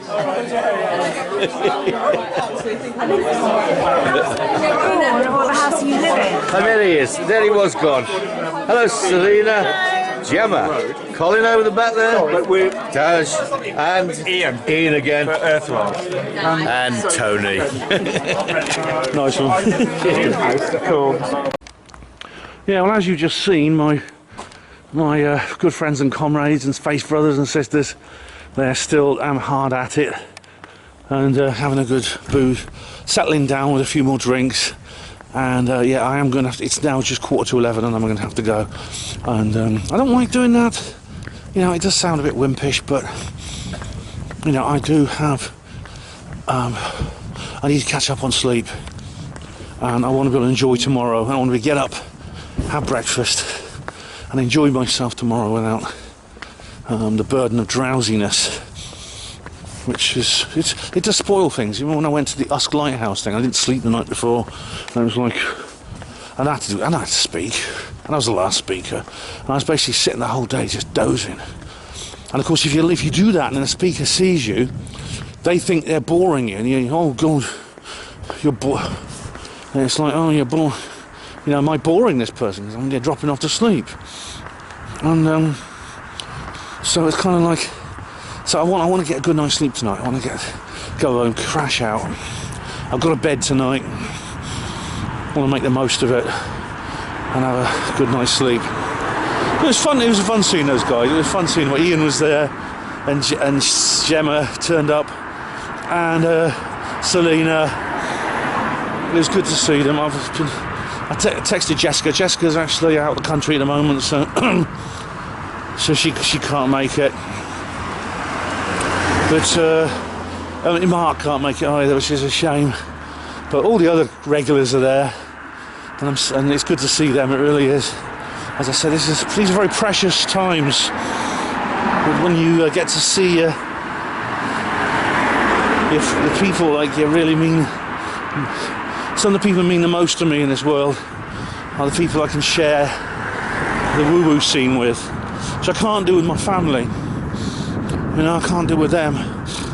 Oh, anyway, I'm not going to. You'll be glad to know I'm not going to risk 411 alley on the way back. I'm going to go round the long way. This is now nearly 11 o'clock. I'm not going to go through there. You're glad to know it's quite nice and chilly. Colin said there was frost in Pewsey, so that's really good. I hope it lasts. I really do. So yeah, definitely. Anyway, what a day. What a first day. I mean, normally when you come to these conferences, the conference hasn't even started yet because it's Friday night and you're waiting. It's just 2 days, but Mars has done 3 days today. 3 days, guys. Whew. I mean, I really, really hope it works out for him. I think he deserves it. Anyway, so I'm just going to go up here. I've gone round to 411 alley and down this road here, and that takes you to the road which leads to the Base Project headquarters. Now, I don't think you could see this, guys, because I don't think my camera can actually pick it up, but I'm looking at the stars, and the stars have come out, the clouds have cleared, and I can see the constellation of Orion. And on the top left of Orion, the top left star of the 4 stars that make out the outside of it, is Betelgeuse, the star that might become a supernova. I wonder if it'll happen tonight. Keep an eye on it, see if it suddenly brightens up, becomes really bright, that means it's gone supernova. Now you might not see this. Actually, it's possible you can see this. Let's just see. Yeah, that's actually Sirius. It's just bright enough to turn up on to appear on the camera. There, if I focus on it and I just hold it, it'll stay there. That is actually the brightest star in the sky, apart from the sun. And orbiting it is something called Sirius B, which is a smaller star, which is actually completely invisible with the naked eye. Yet the Dogon tribe of West Africa knew about it, even though they were essentially a Stone Age people who've never invented the telescope. And when the explorers, as Robert Temple has described in his book, when the explorers asked the Dogon, look, how do you know about that? Their reply was very simple. Oh, creatures came down from that star and they visited us in the distant past, and they're called the Nommo. And we know about their home because the Nommo told us about it. They told us that's where it comes from, where they come from. How about that? You know, it just goes to show that the past is a mystery, and what we know of it is a fiction. And I'll still seeing if I can maybe pick up Sirius. Because it seems if you point the camera at a certain place for long enough, the gain goes up on the visual gain goes up, and you pick up darker stuff. It's not working. I thought I might be able to get like a picture of Sirius for you, Betelgeuse, before it goes supernova. Well, good morning. It is Saturday morning here at the Basis Project headquarters. Now, as you can see, I'm on the settee. There was a slight change of plan. My long anticipated night in bed never happened because Jane turned up. Being a chivalrous gentleman, I can't exactly make her. Can you take Gemma? I'm not going to stop. To make her. Can you take Gemma? Yeah. Yeah, Jane turned up, so Jane, of course, has to have the room. You can't expect a dainty and civilised old lady like her to sleep on this damn settee. It's rough young bald gits like me who do that. But as it happened, at least it's the big settee, which is a lot more comfortable than the one in the conservatory. So I slept quite well last night, although one of my housemates called me at 5 to bloody 4 in the morning. Oh, could you let me in the house, please? I wonder what that is. There's a noise. So that was Miles' egg timer. I think he ran out of patience and he's gone anyway. But this guy phoned me up at like 5 to 3 in the morning, demanding to be let back into the flat because he's forgotten his keys when he left this morning to go to work. Now, two problems with that. Firstly, he's done that before. He's done that about 4 times now. Now, very often it happens in the middle of the day and he just rings the doorbell and we let him in, but this is out of order. Anyway, I told him, look, I'm away anyway, so it doesn't make any difference. I hope he'll have to call Ahmed, the other housemate, but hopefully Ahmed won't let him in, because, hopefully Ahmed will just ignore the phone, because to be honest, maybe spending the early hours of the morning under a bush in the park would actually finally convince him to do something about remembering his bloody keys. It's not hard to do. I remember mine. I've always got ways and means of making sure I remember things. When I need to take something with me somewhere, I put it in my shoe. And I told him this. I just put it in your shoe, so when you put your shoes on in the morning, you always take whatever's in the shoe. Oh, anyway, I'm not sure exactly who's giving me a lift to Pewsey this morning. Miles has gone.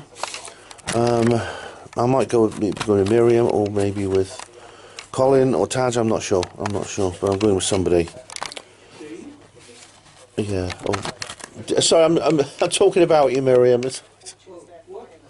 I'm not sure who's giving me a lift this morning to Pewsey. All right. Okay. Okay guys, we've been through the rather complex process of carpooling, but it's all worked out now. I'm going to be travelling with Miriam, and it's going to be quite a quiet journey because Miriam's the first speaker and she needs time to prepare, she needs peace and quiet, so I'll be very, very quiet on the journey. It's like fog this morning.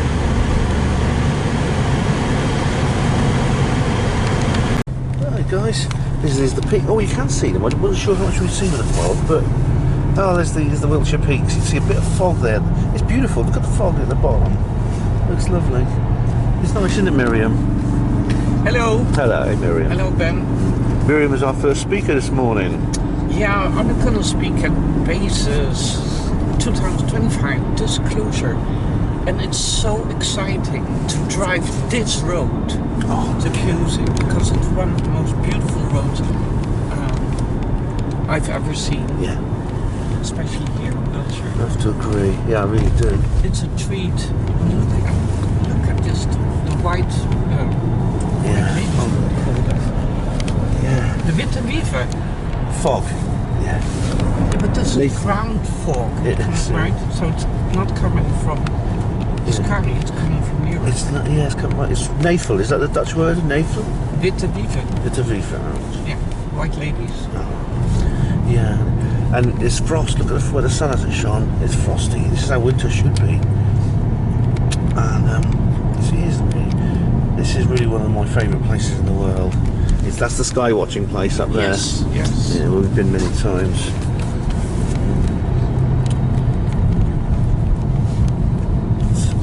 is one of Miles's surely best conference so far.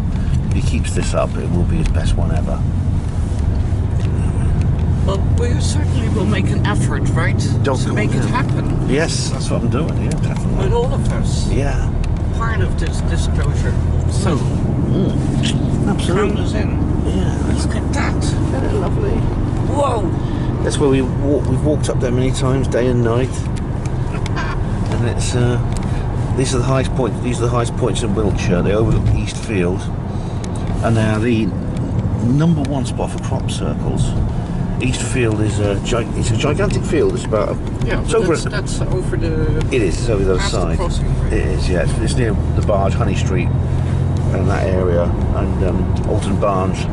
It's a huge field. It's over a square mile in itself, and I think there's very few years it hasn't had a crop circles. We stopped last time when you wanted to watch the football game instead of watching the landscape. Yeah, I watch it on my. That was good. That was a good one. Yeah. It's all right. We had a good time. You get over this hill, and then the whole landscape opens. Yeah.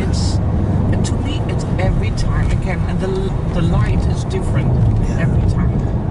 Yeah. Oh, it's still fog. There's visitors. Oh, look at that! Look at that! Look at the fog. Absolutely. Yeah. I don't know how well the camera actually captures the sublime depth of the whole place. It's really lovely.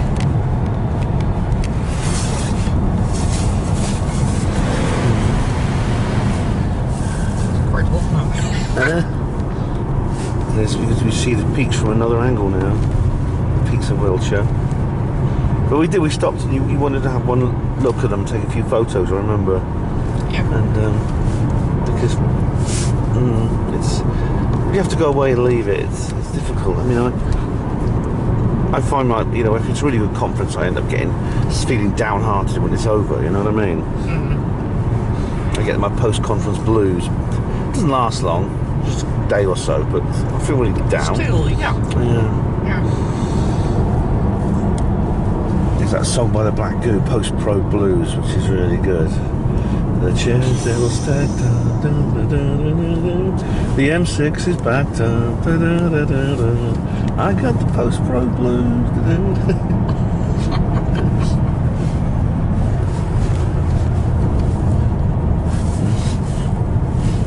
I miss the probe conferences. Look at that, it's nice, isn't it? Along here's the road to, I think it's the other side, the road down to Honey Street and Alton Barnes and the Barge Inn, which is like the absolute hub. It's the community hub of the woo-woo community in Wiltshire, which is considerable in this county. It's considerable. It used to be the Silent Circle Cafe, but now it's the Barge Inn, which has been kind of restored to its, and there you see there's a sign for it. In a minute we'll see the house with all the aeroplanes on, I think. Yeah, Barge Inn, Crop Circle Centre. It's even on the tourist map, Crop Circle Centre, even on the tourist place. See where the sun hasn't shone, there's still frost and fog.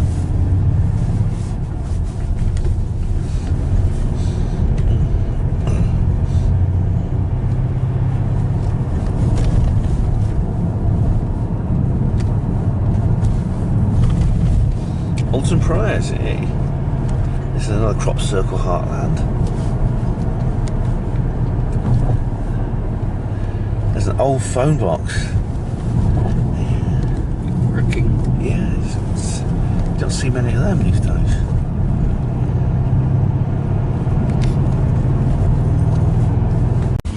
Yeah. It's a real oldie village. There's the house with the aeroplanes along here. So I think it's a famous landmark on the way to Pewsey. I have a request. This is just the start of day 2, Saturday. Normally the first day, it's now the second day here. Apparently Drago did go on till after midnight, so Julie and Julianne actually saw him all the way to the end. I'd like to, he looked interesting, but I just didn't have the, I had to leave on my left, lads. There's my Christmas cards, I've left them on those seats for everyone. I mean, I'm assuming they're all going to sit in the same place, because people generally do. Hello, So I've left them on the seats there for people. And I've left Julie and Julianne's cards over there.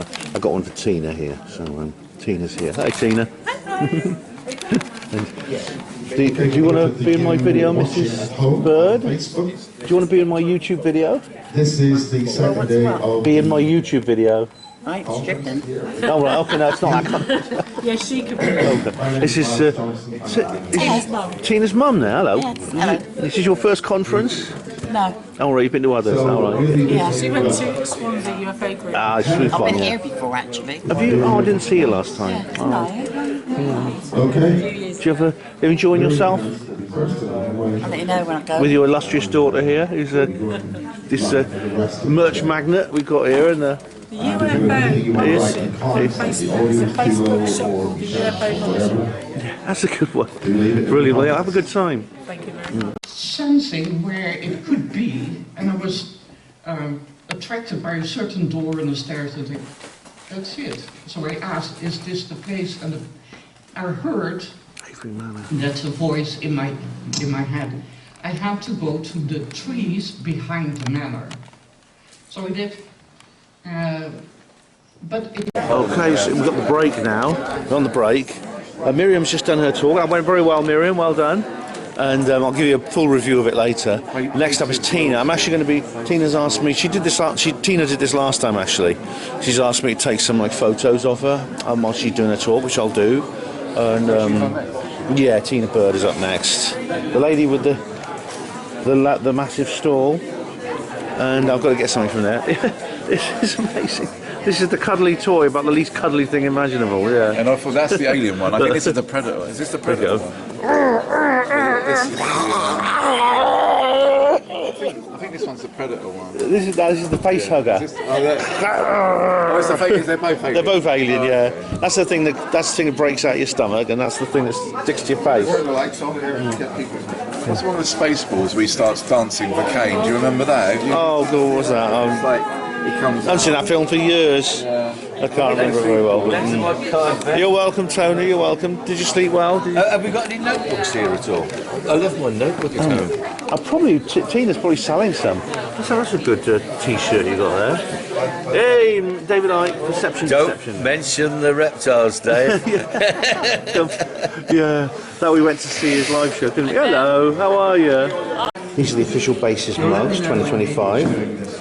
And these are the UFOs, the TR-3B and the different UFOs. Oh, is it? Nice. Of course, I've got the limited edition one with old Miss Lovely Boots. This is Julia's store here. This is her, Julia Anchorhaven. I'm hoping going to be on their podcast later. You get all this jewellery here. Akashic Kings, Crystal Coils, Starseed Origin, Spiritual Coaching. Oh, nice. And this is a store here with let's check James Casbolt's new book. So I've read his previous one, Agent Buried Alive. There's two here. That's Peter Osborne. Got Peter Davis here about Bob Osborne. And this is actually a book by Bob Osborne, not Zena. That was actually but that was actually the one that he talked about at the last conference. And here is This is James Casbolt's music. And a Mars bar. That's some interesting. Oh, nice. And you get these hats as well. Brilliant. We could mix off that on Facebook. Get some still photos of her as well. Facebook. We have got our Facebook dedicated site, and we're live streaming on that. It's called Bases TV. We got a website called basestv.com, and that's where these all end up on eventually. And that's done by a gentleman called Thomas, who's speaking later today, I think. So in the meantime, Ben, there'll be I've got to clear the. Great in Aysfield, tremendous. He released two reports. One is classified and one was declassified. He recently, within the last few years, has declassified another report, which we'll go into in a bit. So how do we come to these scientific conclusions with human technology has come along? Chickens, food stock, your grandchildren play in that field, you go out in that field, you plant your vegetables in that field. It's now contaminated, part of the food chain and the human biological growth chain.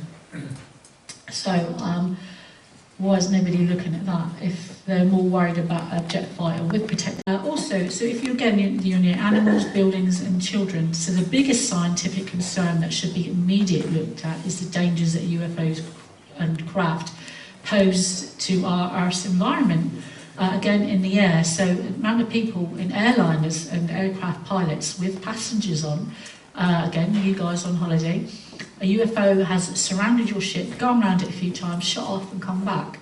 How much radiation have you been exposed to?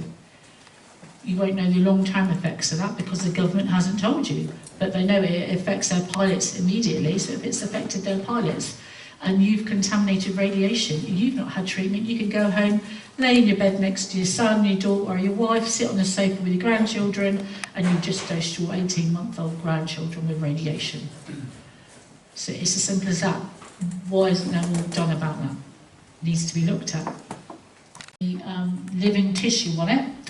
This one, I said to him, why is it green? Because it's got living membrane or tissue on top of it. And it goes straight into what they could tell was my ribs, down into my lungs and up into my brain stem. They don't know where it goes from there, but they can't remove that. So that's been investigated. Got microwaved to death because they didn't turn the actual mushroom off. They put safety devices on. Because this is the level of microwaves that come out of these early warning radars. It's not just, they have shielding in the aircraft, but on the outside of the aircraft, obviously the whole point is you're looking for enemy aircraft or any enemy ships or anything. Or start painting, you know, I'll do it next week, whatever. But what do you enjoy? Follow your dreams. What do you actually learn? That's what the goal setting is about. What are your dreams? What do you have for the future? Is it just survival now? What would you like to do? And again, nothing is impossible, just improbable. I've seen impossible things become reality. And it's like, how the hell did that happen? I'm like, oh my, even now I get that stomach turning feeling when I remember it, because it's like, oh, how did I do that? Or how did I escape that situation? It looked like... To you guys. Thanks. But my battery is hopefully going to last. Oh, cool. Because I've got this plugged in, I can't plug my phone in any further, so... Oh, no worries, no worries. You just set it on StreamYard. I'm going to be on the Typical Skeptic podcast. Viewers are probably familiar with that one, but I'm actually been... Julia has invited me to go on to that. Julia's got her own podcast called... Yeah, I'm the Anchor Haven podcast. Anchor Haven podcast. I moderate for Rob on the Typical Skeptic, and he's in Pittsburgh. He's part of the MUFON network out there. Yeah, I've watched a couple of his videos on his channels, yeah. Oh, brilliant. I look forward to this. So sometimes he live streams the MUFON meetings. Oh, good. Yeah. Oh, brilliant. Thanks for inviting me. Thanks for inviting me. You're welcome. I'm really excited to talk to you, because you're the first person that I kind of discovered talking about Peacemore Base. Oh, great. Because I have experiences, it was so nice to be able to get that clear video and really tune it. I'm glad to do that, so you check it out on my channel. Okay, so I'll let you know how I get on at the end of it. The entire crew are doing well, but they will not return. We are not prisoners. I am sure that this message will reach you, and it is the last connection with the U-209. We will again meet, comrade. I am worried for the world, which your lives are on the surface of the earth have to be spent now that the Führer has gone. God bless our example Deutschland. With kind regards, Karl Unger. And this is a letter of authenticity, that his family recognized the handwriting. His friend also vouched for it, and everything about it, from the paper it was written on to the ink, describe it. So just like that Führer letter, they were looking for people that were willing to make that one-way trip and maybe never come back. So they were very, very advanced with their U-boat fleet. Many of those scientists that worked on these U-boats came over to America.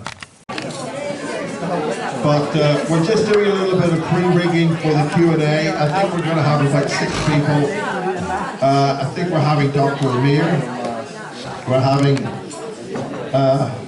Tina Bird, the speakers of the day. Although I think Brad Olsen is Scarford. And Bob Osborne.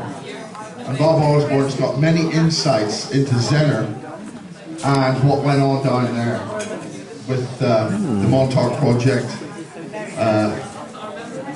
Alistair Crowley, the Germans, DH. A bit about myself, I thought it was important to get that video first because that's the basic understanding of Mars jump rope and those people who has spoken about the great disclosure on it. I'm the founder of Astroarchaeology Research Society. We started up as UFA, you probably remember.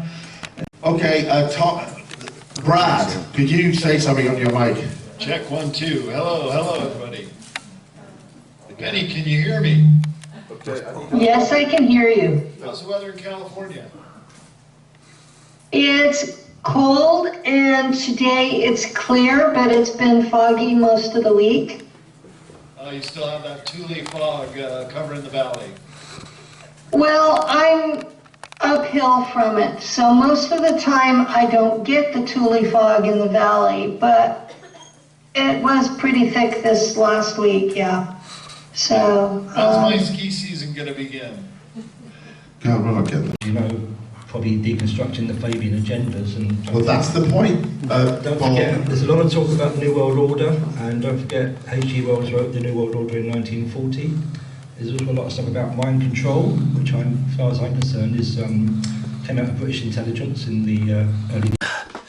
Hello everyone, I'm back at the Basis Project headquarters. I came back with Taj again, and he dropped me off here, which is nice, so I didn't have to walk down from the duck pond, the famous bottomless duck pond that has a bottom. Yeah, if I don't want a cup of coffee while I'm waiting. The others have to get to this with the spoons, but so that usually means herding Tony into the car and getting him to devices, which is always a bit difficult. But I just told them they'll text me when they get to the spoons. Miriam, as you know from our journey there, was the first speaker, and she talked about the dynamics of communicating with the invisible. This includes unborn children, the deceased, as in mediumship, clairvoyant mediumship, but also ghosts, extra-dimensional people. Now, Miriam is Dutch, as you know, like my mother, but she says England is special. It has portals everywhere, and she's done various what you might call ghost watchers, although I don't think she'd use that term, at Avebury Manor. And Avebury Manor, of course, is famous for in the work 2/3 and the work by Richard Hoagland, David Percy, Mary Bennett, in that it's part of the Mars mirror thing. And indeed, there's a row of trees which I think does represent something on Mars. She does a lot of tree communications in the woods, and she says there's a shadow being. She met a shadow being on the Isle of Wight. And funny enough, she often meets trapped souls. So, for example, in the Netherlands, in her native country, she did a mediumship session or spiritual communication session on a polder. Polder is a part of the Netherlands' famous scheme for draining areas of the sea and building on them, turning them into dry land. So a large amount of the Netherlands is below sea level because it's actually been reclaimed from the sea. They put dikes around things, and then they just pump the water out and they create extra land. And she says there's sailors there, even though it's now land because it used to be sea. And they're stuck in the world of the living. And she mentions how Rollright Stones was closed. This is interesting because this is an ancient sacred site in Oxfordshire where I actually went for a dowsing session with Maria years and years ago, before I knew who she was, when her dad was still alive. It was sometime in the 90s. It was closed because what happened was some people, it was very, very strange actually, some people, and really, really nasty what they did. They went in and they doused the stones with yellow paint. And, you know, you can't just wash that off with artifacts that old, because you watch the lichen itself is actually a part of the the tradition is hundreds of year old lichen and things like that, so they had to be very, very carefully removed. And she did energy healing, like the early David Icke work. She did energy healing, and she said there's an underground base at Silbury Hill, but it's positive ETs. These are like nice ETs that have a base under Silbury Hill. And she's also says that there are mines in Cornwall, very famous tin mines, where they have been digging up mines for I think thousands of years, and they got a lot from crashed UFOs. And there's the corpses of the ETs down in the mines, underground in the mines, and the ghosts of the miners. And she's trying to free them energetically. Now, she mentioned the same thing that Miles does. This is the alien gravestones at St Andrew's Church. And this ties in with what Miles was talking about, these reptilian statues in places like Norway, and indeed in Oxford, as I said yesterday. So very interesting talk there by Miriam. Tina Bird was the next speaker, and she talked about the scientific approach to alien abduction. And she says there's... she's qualified. She knows about midwifery and nursing and things like that, and she spoke like an expert. And she says there's all kinds of what you now call biological. I think it's the sixth observable that's just been added. Biologic changes in contactees, not just abductees, but people, for example, pilots of aircraft that have encountered UFOs. And these can be quite bad. I mean, for example, problems with the brain and things like that, and DNA changes. What is abduction for? I mean, there's some strange bacteria, radiation, connected to Rh negative blood, which apparently Rh negative blood didn't exist until quite recently, as if it's like been introduced by the aliens. So does that mean we humans have been hybridized since then? I don't know. And she actually talked a lot about drugs and chemical issues, and Gary Nolan's declassified report, which she actually showed me. She showed me a copy of it, Tina did, privately, and what's known as, in the US Air Force, they talk about interference syndrome. So it has a medical name now. Obviously a very euphemistic one, not talking about lots about aliens, but interference syndrome. And she talks about somebody called Pilot D, who's a US Air Force combat pilot who has had things in his brain messed with, lots of things in his brain messed with. Oh, someone's coming in. Lots of things in his brain messed with, and it's not just the pilots. Hello. It's not just the pilots who suffer. It's I think that's Miles coming back. It's the ground crew who deal with the aircraft. So when the plane lands, people who've never seen the UFO, never been anywhere near it, but they're working on the plane, like they're fixing it and they're repairing it and they're refueling it and changing the oil and charging up the tyres and things like that, right? Those people are suffering interference syndrome as well. How's that possible? Doesn't make sense. And then of course she showed Nick Pope. You've got to show Nick Pope, haven't you? Yes. About he's been on Fox News, and she mentioned sexual encounters. Now this is not uncommon. Sometimes. I mean, for example, she talked about how this happened to her. Ida talks about how this happened to her. But hello, Mr. Miles. How are you, sir? Miles has just come in, and of course, this is a common thing. Sometimes ovum and sperm are taken mechanically from an abductee, or sometimes they are actually invited to have intercourse with a being that is extraterrestrial. Very often, it will look very like a desirable member of the opposite sex. For example, Antonio Villas-Boas, famous case from 1957 in Brazil. Well, it's often necessary to mess with people's minds, so they do it, because I'm sure Villas-Boas would not have actually contemplated doing what he did with this strange feminine alien unless he had been, somehow his mind had been messed with.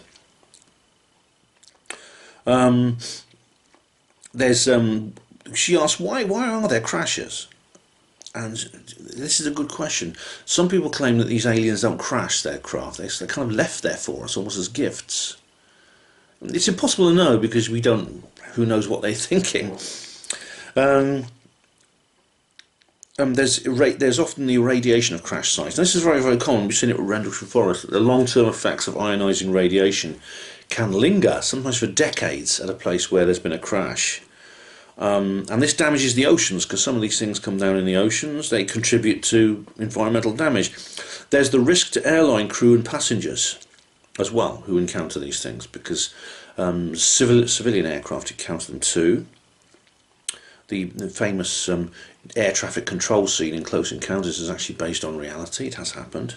And she mentions the best example of this, which is the Colares incident from 1977, what happened in Brazil, a remote part of Brazil. Tina's had her own experience. So has her partner. He's got ill too. She's got scars. She's had and problems with other problems with well-being. There are long-term issues of infertility, trauma, psionics. In other words, they can enhance your psionic abilities, but often at the cost of your personal health.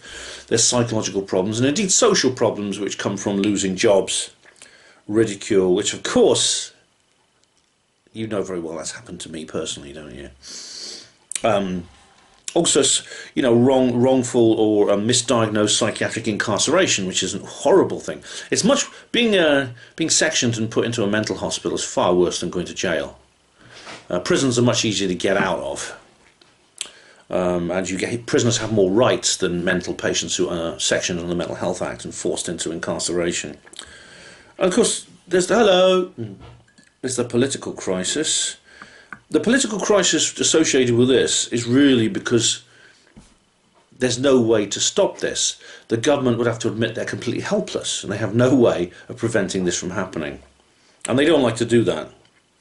What about all the issues to do with lost babies, hybridisation, permanent reductions, that is disappearances, missing 411 style, and things like that? I mean, who pays compensation? Can you sue the aliens? I mean, you see what I mean? There's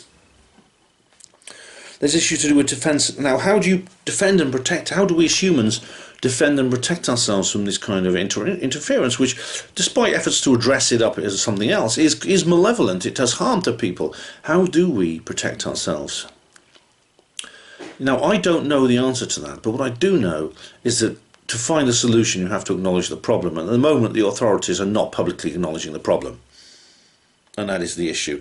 But there are steps in the right direction. For example, I think the common law precedent set by John Burroughs and his lawsuit with Pat Frascogna, the fact that he got his war pension from the government, the first man in history, the first serviceman to get a war pension by being injured in the line of duty because of encounters with aliens. Yeah. Next speaker, Julie Phelps, who talked about underground bases, how she went to an underground base and met some nice gentlemen in uniform who recruited her. Now, she said there's a lot of things. For example, the AWACS planes with the big saucer-shaped radar antenna on top of them. Apparently, that can kill you. The transmissions are so bad they can kill you. Apparently the antenna can actually do you harm. The transmissions are so powerful they can actually kill. Apparently the sun is whiter and more radioactive than it used to be, like it's changing, and humans are being upgraded. And of course, this is the World Economic Forum often talks about this. Yuval Noah Harari and the transhumanist movement. This, of course, is always a worry, isn't it? And there's even talk of replacing natural humans with artificial humans. Julie has met Pleiadians, and apparently Pleiadians have a sense of humour. I don't know what Soma Ara would think about that, because she's a Pleiadian child. And there are some Pleiadians on the planet, and of course the first one that comes to mind is Soma Ara, aka Carol Noonan. I can't read that bit.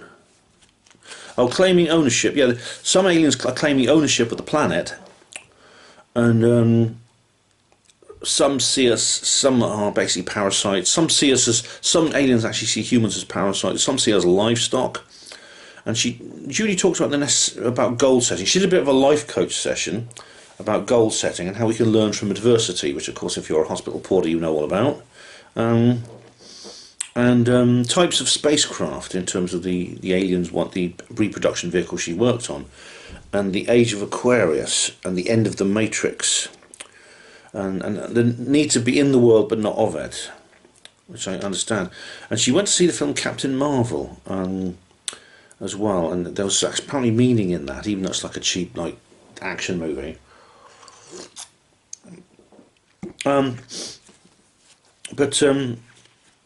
She also had when she was escaping from Canada after her husband was murdered, Julie actually was £500 short of her airline ticket, and she thought she was going to get killed too. And the taxi driver lent her the money. How many taxi drivers will lend someone £500? It's amazing. And she said that the AI on the Dracos can't handle spontaneity because they need things to be predictable, and they can't even read your mind when you're doing something spontaneously because you don't decide whether you're going to do it or not. And it's always darkest before the dawn, and even though you talk about collapse and things like that, you know, there's this idea that the elites are going to go to their bunkers is nonsense. There's actually a good book I read called The Mask of the Red Death, not the classic one by Edgar Allan Poe. It's like a new one by the author's name is Cory Doctorow, and it's written in the last couple of years, and he's reused the same title because it's a similar plot. These millionaires go into their bunkers, but they don't get on very well in there. She talks about the importance of colour, not grey. And she talks about the people who've passed away, including her husband Ken. These are people who've been murdered as a result of their commitment to truth, James Ring. And she mentions Juanita Nielsen, who was an Australian journalist who was killed in 1975 for exposing corruption. Apparently, now Julie didn't mention this, but Candace Owens is currently in hiding, you know, because she's scared that French intelligence are going to bump her off for exposing Macron's husband, who everyone thinks is his wife. And it's actually, I mean, it's Candice believes that Brigitte Macron is a man, a transsexual, and that she brings intriguing evidence to bear on that. There was actually another journalist in France who the Macrons unsuccessfully tried to sue when they said that. So that's another interesting talk there by Julie Phelps. Then Brad Olson came on and he talked about Antarctica. And now I missed the first half of his talk because I was doing an interview with somebody. I was on a podcast, so I'll tell you about that later. But he mentions the Nazi presence in Antarctica, which of course brings me back to Jack, you know, Jack of the Antarctic, that video I made. And he says the book 7 Years in Tibet is worth, or the film is worth watching because Brad Pitt plays this Nazi scientist who went on a quest for ancient knowledge. Russia was involved in this too, and there's the Ann Nerber Society, which led by Heinrich Himmler, I believe, who were looking for like esoteric knowledge from the past, and that Antarctica apparently is the entrance to the Hollow Earth, as is the North Pole. And I'm a bit dubious about the Hollow Earth, but I do think there might be caves. But anyway, there are submarine charts that tells the U-boats exactly what depth to dive to, and the ways through the tunnels under the water to get into the New Berlin, and you know all the little caves they can come up and recharge their batteries and things like that all the way along. Apparently, there's a book called The Third Reich in Antarctica by Nikolai Zabotin, a Russian guy. And he talks about the famous pyramids in Antarctica, which are really amazing. And it surprised me, right? You may say, well, people can go and look at them. People have never actually visited them. There's never been a land expedition that we know of to visit those pyramids. I really assumed all of Antarctica had been explored on foot, but it hasn't. Some parts have just been flown over or even mapped by satellite.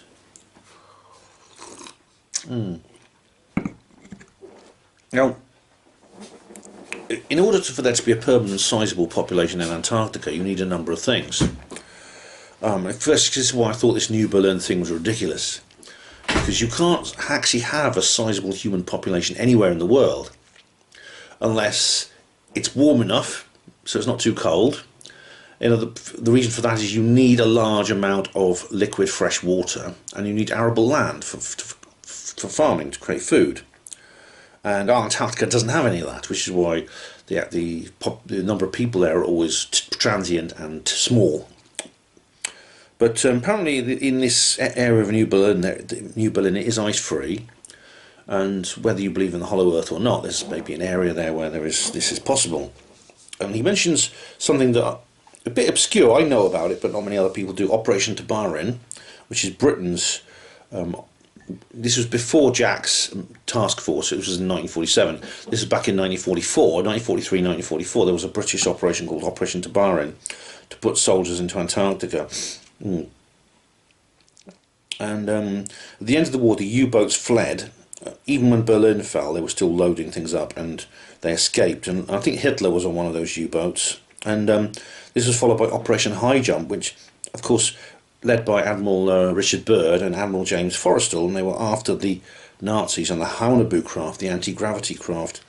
This included, there were some models that were actually built by Skoda in Prague.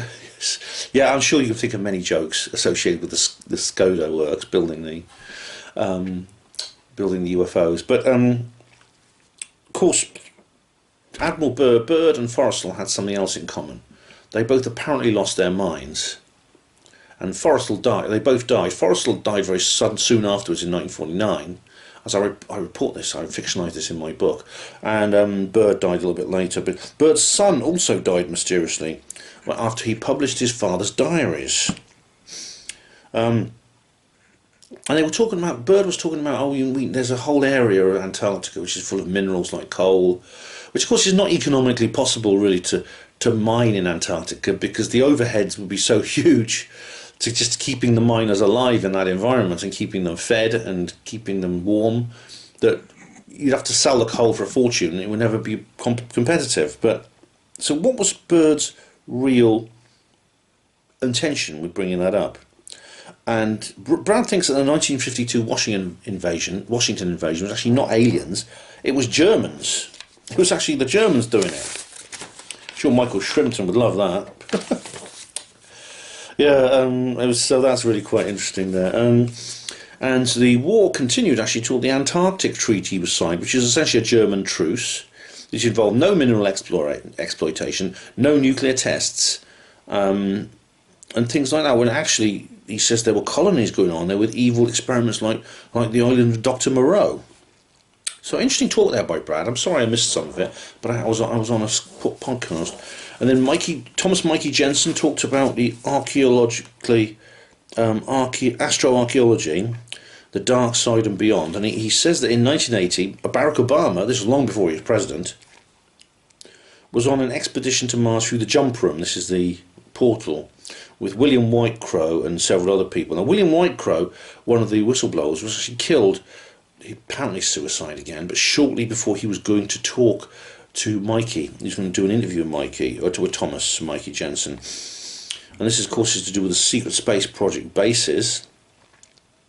And apparently, and it's interesting, if you subscribe to Bases TV, I'm going to say I don't do that, but I can't afford to right now. But Thomas actually presents some series, he presents some programs on there.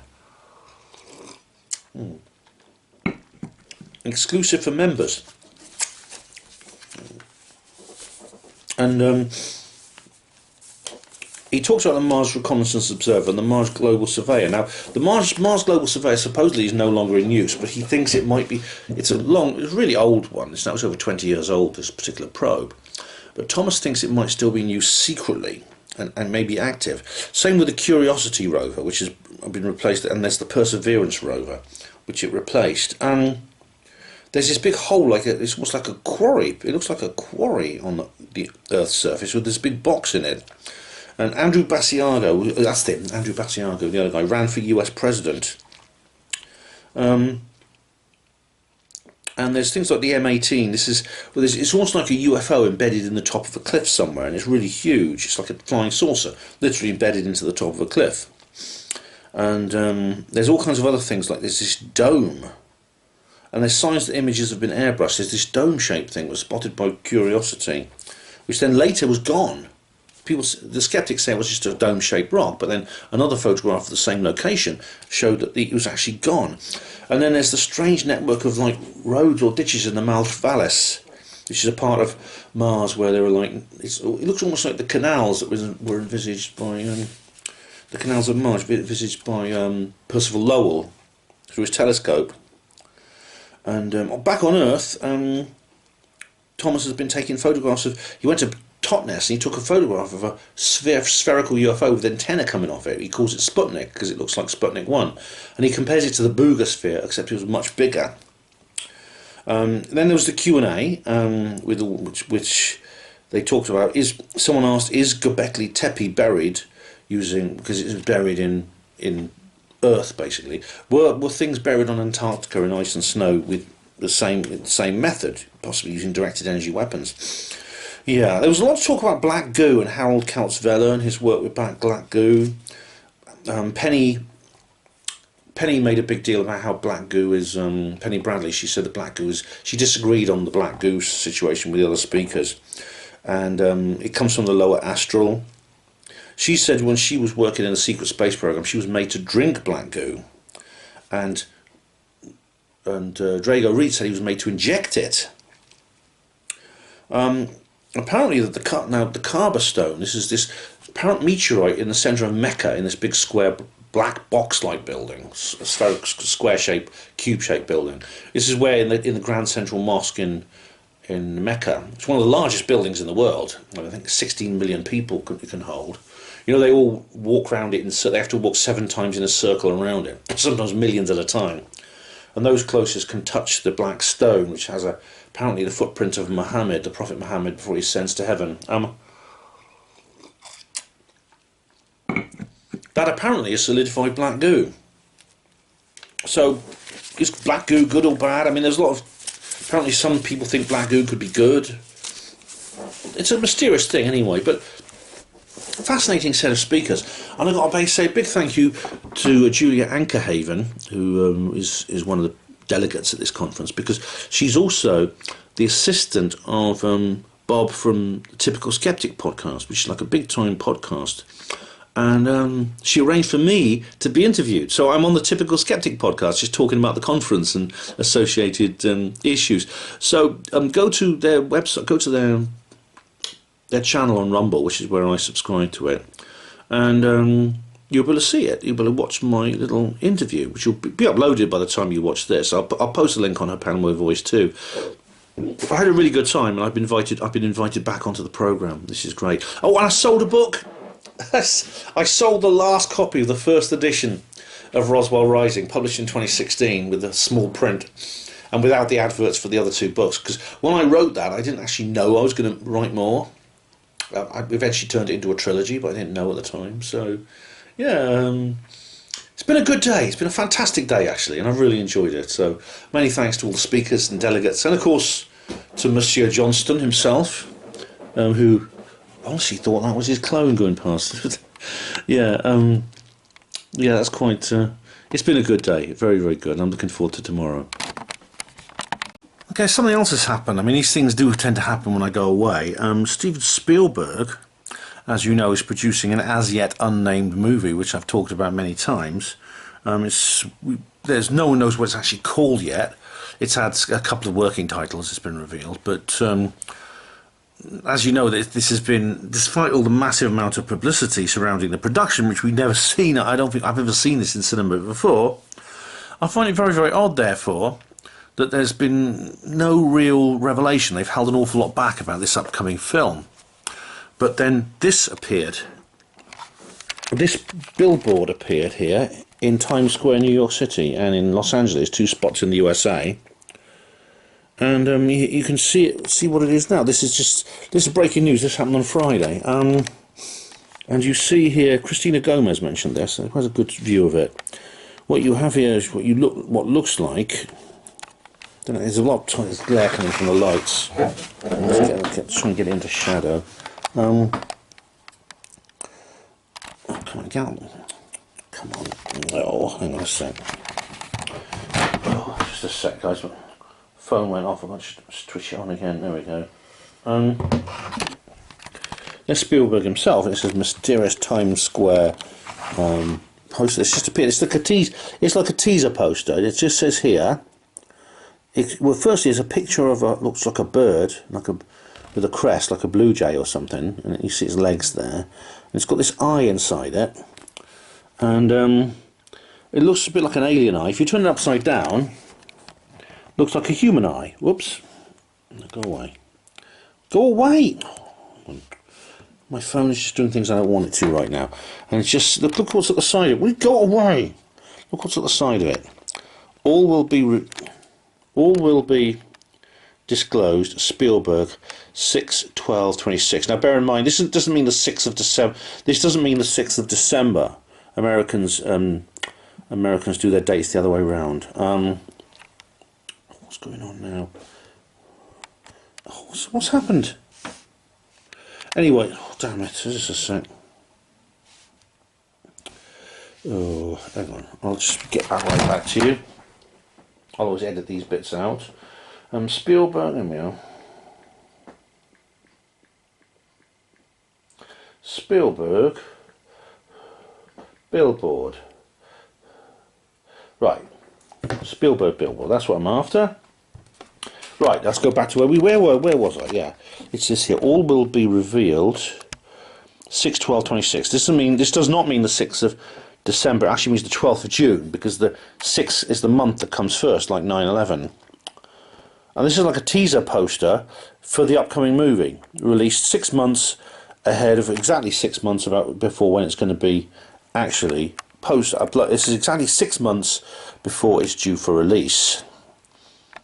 So I'm curious about that. Now, on the 9th, there's rumour, I mean, it's not being confirmed, but on the 19th of December, a new film is released called Avatar: Fire and Ash. It's the third instalment in the Avatar franchise. Now, I'm not all that keen to see it. I'm not a big Avatar fan. The first film was all right. I've only seen the beginning of the second. But apparently, there's going to be a teaser trailer on the reel, on that particular reel, which will be released on the 19th of December. I'm thinking of going and watching that, going to the cinema, getting a ticket for the Avatar movie just to see that trailer. It's like the Star Wars geeks used to, when the Star Wars prequel came out. Do you remember? I think it was in the late 90s when the Star Wars prequel came out. They would turn up at the cinema dressed in costumes from the Star Wars fans, and they would come in just to watch the trailer and then go out again. I feel like one of those right now. But I'm thinking of doing it, you know. I'm thinking of doing it. The film was released on the 19th of December, which strangely enough is also, I'm sure I'll bring this up with Colin tomorrow in our talk, is also 3i Atlas Perigee Day, of course, and I'll be doing a live stream that day. So I won't have time to watch the movie anyway. It's over 3 hours. So, yeah, it feels like the 19th of December is going to be quite auspicious. The trailer, I don't know what the teaser trailer will reveal. It might not even reveal the title. It may just be like a strange, like, animated version of that particular billboard we just saw. But I'm tempted to go along anyway and get a ticket just for that. Maybe it won't be there. Maybe that's a mistake. Maybe this rumour is not true. We'll find out anyway. But wow, isn't that incredible? One thing's for sure. Next June, on the 12th of June, I'll be first in the queue when the film is released. You can bet. Okay, guys, I've had a text from Colin, so they're all heading for the spoons now, so I'm going to go and join them. I'm actually braving 411 Alley again, as you can see. It's actually only 8:15, so it's not as late as it was yesterday. So I'm not really bothered about it, you know. It's not. I can't answer. The 411 thing's a bit of a joke, really. It's not really a big deal, not particularly. It's amazing. It's a really pleasant evening actually. Stars are out. Not quite as cold as last night, unfortunately, but more rain is forecast for tomorrow. But winter doesn't last forever, even in the miserable south of England. Sooner or later it ends and spring arrives. So look at it that way. I've got a bit of cold coming, I can feel it. I mean, I kind of knew I'd get a cold because everyone else has got one. My brother's got one. One of my housemates has got it. Several people here have got it. Of course I'm going to get the bloody cold. It's just a shame because I've only just had one. So I'm now getting another. I just hope, last year, if you remember, I was actually ill. I was really ill over Christmas. Is history about to repeat itself for a second year running? It's just like, because flu cases apparently up by 300%. Mostly kids, you know, 8 to 14-year-olds. But, you know, obviously I might get that as well. Hope not, I really do. Of course, you know, of course they're going on about having mobile vaccinations, this, vaccinations that, of course. When I was a kid, V words this and V words that, you know, when I was a kid, you know, if I got the flu, very simple, they put you in bed, give you some Lucozade, that's all you needed. No big pharma interventions necessary. Oh, I look forward to seeing my friends in the Wetherspoons shortly. Welcome to the Wetherspoons. After the party's kind of over. I didn't want to disturb things by filming during the event, but you've seen it all before, haven't you? Yeah. Tony and Colin and Miles is here, and Gemma, and we're just sort of having a couple more drinks, which is really nice. We've all eaten. We have, yeah. We've had. We're sated. Yeah, I was making my videos, and yeah, this is our drinks, and Miles is drinking something called Weissbier. Gotten Himmel! Again, Weissbier! That's it. Bane of Michael Shrimpton. He'll hit the roof if he sees you drinking that. He'll say it's got microchips in because it's German. There's Weissbier! Take a look at that bloke behind me, right? Take a look at him. Go there. Him. Right? Him. Look. It's Bill Moore. It's the clone of Bill Moore. I swear, it's a absolute dead winner. Absolute dead winner, I swear. Obviously a lot younger. The guy who wrote the original Roswell Incident book. He co-authored the original Roswell. Obviously he's a lot younger, it must be a clone. Oh, or maybe his son. Amazing, yeah, amazing. Alright guys, I've just left the Silk Mercer and I'm going back to the Basis Project headquarters. And I'm sorry to say the weather forecast says warmer temperatures tomorrow, which is a right drag, but there you go. I had a bit of fun actually, because that guy Dave, who I said looks like Bill Moore, as I was saying goodnight to him, I says, Bill, stay away from that Richard Doty, he's trouble. Luckily he's got a sense of humour. So many people don't, you know, so many people think, well, can I have a laugh with somebody like that? Because so many people are so bloody temperamental. Oh, there you go. But anyway, I'm now going back to the Basis Project headquarters. Before everyone else, again, it's coming up to 11. So I'm retiring about the same time as before. But you know what, I'm just not... I need sleep if I'm going to go to a conference. It's not like I'm doing something active the next day. I'm just sitting there. As it was, you know, I felt drowsy today a couple of times. And I just need my beauty sleep. I'm just one of those people. It's not kind of like wimpish or anything. It's just the way I am. It's been a good day.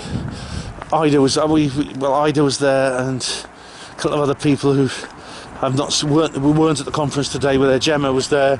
I gave him my Christmas card for her. I've been giving Christmas cards to people, and so now it was nice to see them, but I just don't want to stay out all bloody night. That's the only thing. I go, you know, get back at 2 AM and I crash on the settee and think, what the fuck am I going to do now? Because it takes me a while to unwind, you know, when I go home. It takes me a little while to decompress and unwind from whatever I've been doing. And I've got this cold coming on, so that's going to add to things. You know, these conferences, you know, they are demanding emotionally, and you know, when it comes to sleep and alertness, physically demanding. Even though you're only just sitting there, it still feels very difficult to do. Oh dear. So on Monday I've got to go back to bloody normality. Funny if they're planning a trip to Cornwall to see James Casbolt and Bob Osborne. That's probably Monday and Tuesday. They're probably going to go and stay with Bob Osborne. I'd love to join them. I didn't know they were going to do that, because then I'd probably try to book the following day off work, but I didn't. Well, It's too late now, I can't change it now. I'd like to go on that trip actually. But I can go there another time. They'll do it another time, I'm sure. This is probably not the best time of year to visit Cornwall. I mean, I've got a fascination with Cornwall. I've been there twice in my life without really going there, as I've explained before. But I've never really been there properly, you know? Oh well. Christmas is coming pretty soon, and it'll be here and gone before you know it. And it'll be 2026. And the year of Steven Spielberg's movie, hopefully, if it doesn't get cancelled. Because the Illuminati tell him to. I don't know. Anyway, it's been a good evening. Despite leaving early, I've still had a good time with people. I really have. I've just seen some of my friends. It's been fun. So I don't mind heading back now. This is one of my favourite Christmas decorations. Bells and Santas and reindeer and things. Snowmen. Projected like phantasms and apparitions on the side of a house. Very nice. That's where it's coming from, that projector. That's very good. The stars are really bright tonight. I don't know how many of you can see. There's Sirius. You see Sirius, like the Stephen Greer documentary. But there's so many others around it which I don't think will show up on the film. There's another one down there. There's the moon. Oh, is that the moon? No, that's a street lamp. But above there's another one. Above that hedge, there's like a little, it's that point of light there. I think there might be a planet. Oh, it's beautiful. Really amazing. I wish you could see this. I don't know, maybe you can see some of the stars on the other side, I don't know. Oh man, we some blaze. This is a good channel actually. There's loads of UFO stuff on here. Do you watch Blaze? Look, some evenings they just have endless UFO and paranormal documentaries, loads of really good channel this. Very well, good morning everyone. It's Sunday morning and I'm easy and I'm at the Basis Project headquarters. I slept a lot better last night, I must say, which is good, and now I'm going to go ahead for the event soon. But I have the cold. Everyone else has got it. Now I've got it, so it was bound to happen. So, but I've got to do my presentation this morning with Colin for half an hour. Should be easy enough. Conversation between Colin and I always flows naturally. There won't be any issues there, I don't think. We could easily fill up half an hour. Just talking UFO stuff. But yeah, it's one more day of this conference to go, and it's absolutely fantastic so far. Morning, Miriam. Good morning. I must say, I do like the decorations here in the Basis Project headquarters. There's that picture was there. There's that word there, petite. I don't know what that means. I know it means small in French. It's a feminine form. And then there's Radio Caroline, of course. Because Michael went to visit it once. Pirate radio is part of his passion. There's these things here. Now over here, we have like a... What have we got over here? I've not seen these before. These are new, I think. There's a picture there. And Amelia Earhart, who... they may be able to find her plane soon, interestingly. Do you know that?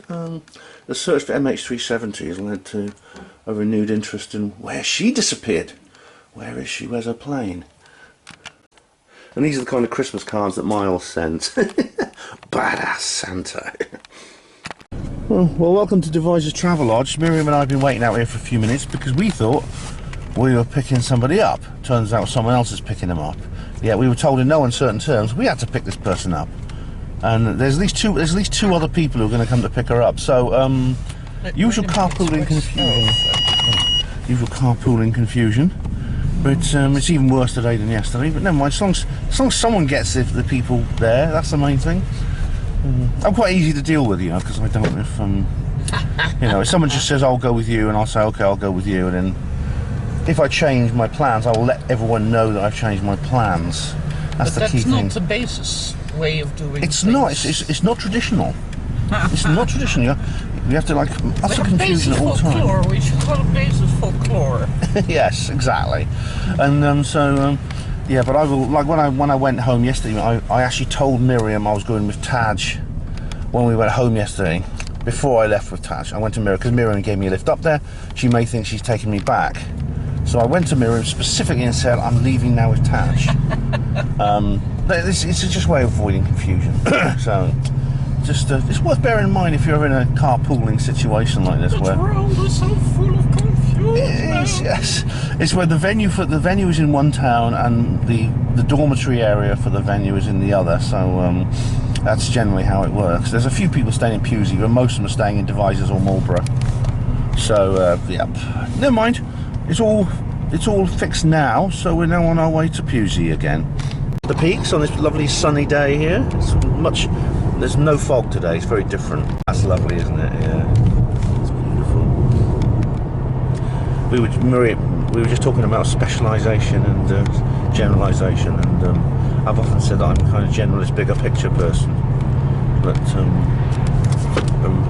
Maria is kind of, Maria's kind of the ultimate specialist, isn't she? She has her subject. Yeah. And, you know, even though she has her peers, you know, Hugh Newman, Andrew Collins, etc. She really, no one focuses on that subject like she does. She kind of feel that she dominates because she's kind of a loner in it, really, which is cool. She doesn't have any rivals, I would say. I'm looking forward to hearing her talk, and everyone else today, and me, of course. I'm looking forward to hearing my own voice. Yeah, you and Colin on stage. That's going to be fun. Yeah, that's going to be great fun. Oh, but this is here's Eastfield, ladies and gents. We can't see it on the other side of Miriam. Head of Miriam Behind Miriam's head. Yeah. Which is probably the biggest crop circle location in the world. It's an enormous field. It's overlooked by the peaks. It's a very, very large field. It's over. Yeah, here we go. It's just over a square mile. This field, and I think there's only been like 3 years since the late 70s when it has had no crop circles. Yeah, I mean even now in the sort of crop circle where it's as what Andy Thomas calls the new normal, you still get like there's a tractor there, you see in the distance for scale, you see how big it is. You still get like crop circles here in Eastfield, and it's the perfect place.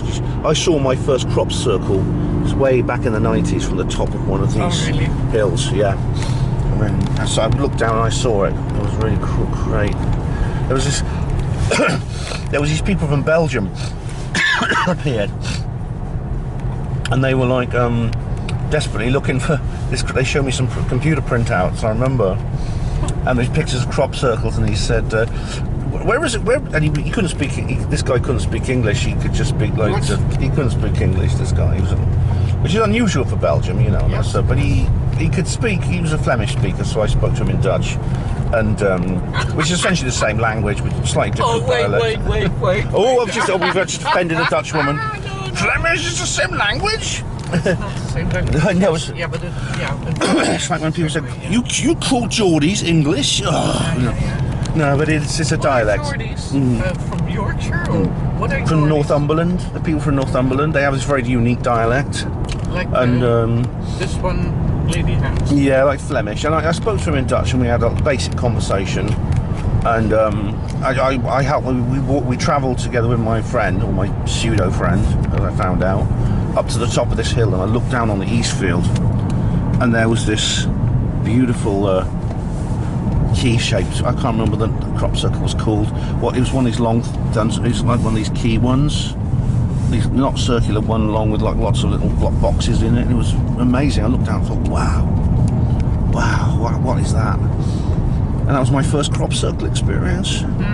Yeah, up the top of those peaks there, which we've just passed, sometime in about 1996 or 7. Yeah, nostalgia. Yeah, the days. Don't worry, the days. Yeah. And here is the gladiatorial arena. Let battle commence very shortly. I'm just waiting for my opposite number and our MC, and then I think we're good to go. My opposite number is here. We're ready for gladiatorial combat, Oh my God. and he's as appropriately dressed as I am, or more so, because he's got a Baby Yoda and Christmas snowflake. So, I've got absolutely no idea what we're going to talk about, but that's why it's going to be so good, because we'll be ad-libbing the whole thing, and I know we can do it. I know we can do it. Well, we start like we'll don't worry, it'll be fine. We'll work it out. We'll work it out. We'll start by talking about like we'll say, well, strange things are happening, you know, the billboard, stuff like that. We'll start with the billboard if you like. Let it flow organically. But one thing you've got to remember, you're not to mention feckin' Roswell, and you're not to mention the feckin' alien autopsy. We're on strict instructions not to talk about those things from his High Lord Muckamuck. He's actually told us we're not to talk about those things. So. He cannot be named. Yeah.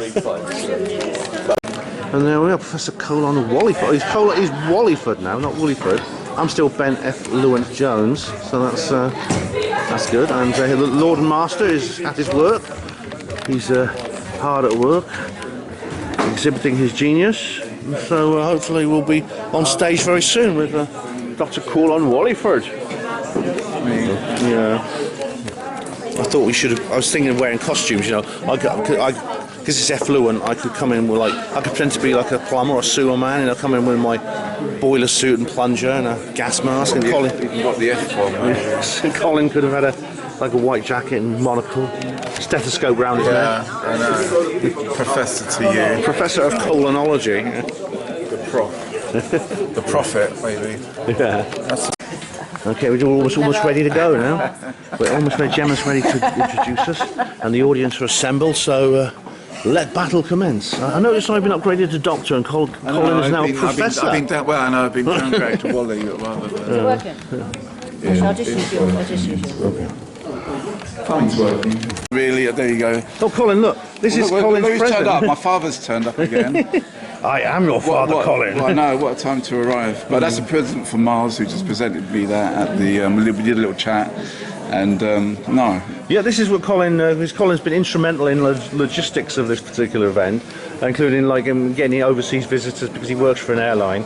And so he's had this as a token of appreciation. And believe it or not, that does light up, this little bulb here. So that's really good, isn't it, Colin? Yeah, I'm going to... I think our talk went well. Do you reckon I think we did, yeah. I wasn't sure. It seemed like we were talking for longer than maybe we were, but maybe we did start a little bit late. But yeah, no, it was very good. And the thing is, you can just talk about anything, can't you? Because there's so much going on, and you just tie it in with everything. So no, it was great, and I hope people get a chance to watch it, because it is on the download. You can watch it on the Basis TV. It should still be up there. I think Miles will edit it as well, so that will be released at a later point. Yeah, and I mean, I knew there'd be no problem, because Colin and I have done these kinds of shows before, and I knew it would work perfectly well, like I did last time. And it was really, really good. The audience loved it, and they laughed and they applauded, and we had a really good time. So yeah, but nice one, Con. Thank you very much thanks, for that. Ben. I really appreciate it, and it was a pleasure having a chat with you. You too, mate. And thanks to Miles for allowing us to do this. And we'll see what happens come December 20th. It will be just maybe another day, but maybe we'll not. See. Maybe not. But this is Dr. Colon Wallyford and Dr. Ben F. Lewin-Jones signing off. Hey. Conspiracies to spirituality to obviously aliens, and this was from childhood and onwards. I think as a child on Earth, you're quite confused. You're thinking like, what the heck is this?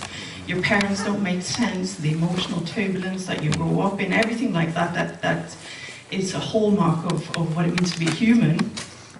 And I think it was just one day my dad sort of walked next to me. We're going to, did you know that the pyramids might have not been built by humans, or it might be they used for particle physics, spinners. So I thought that was interesting. I'm not going to go into the detail because I'm not a physician. And I'm not Just hold it and point it at me. So here is future producer Ben Emlyn-Jones. We're here at the Basis conference with the speaker Ben enjoying himself. I'm in charge now, guys. Brilliant. Thanks very much. That's okay.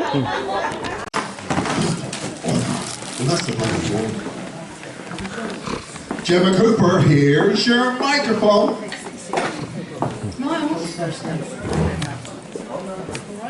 Right,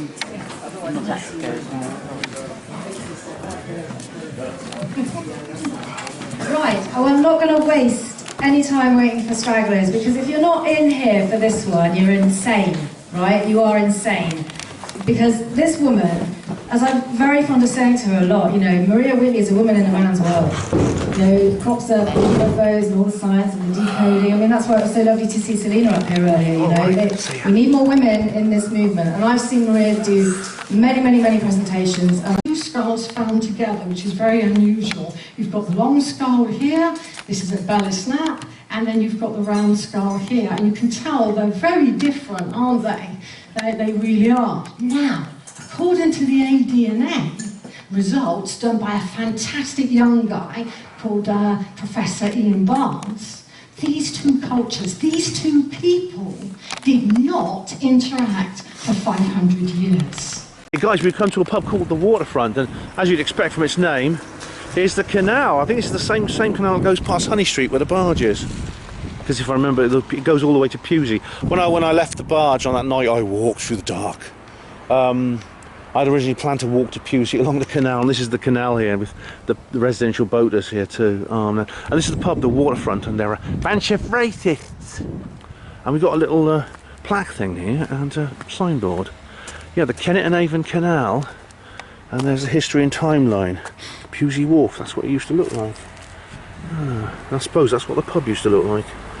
You can pause and read, ladies and gents, if you like. That bridge is that one. You can see there. Alright, we're going to go in and see if we can get any food. Anyway, oh, there's Ian. Hi, Ian.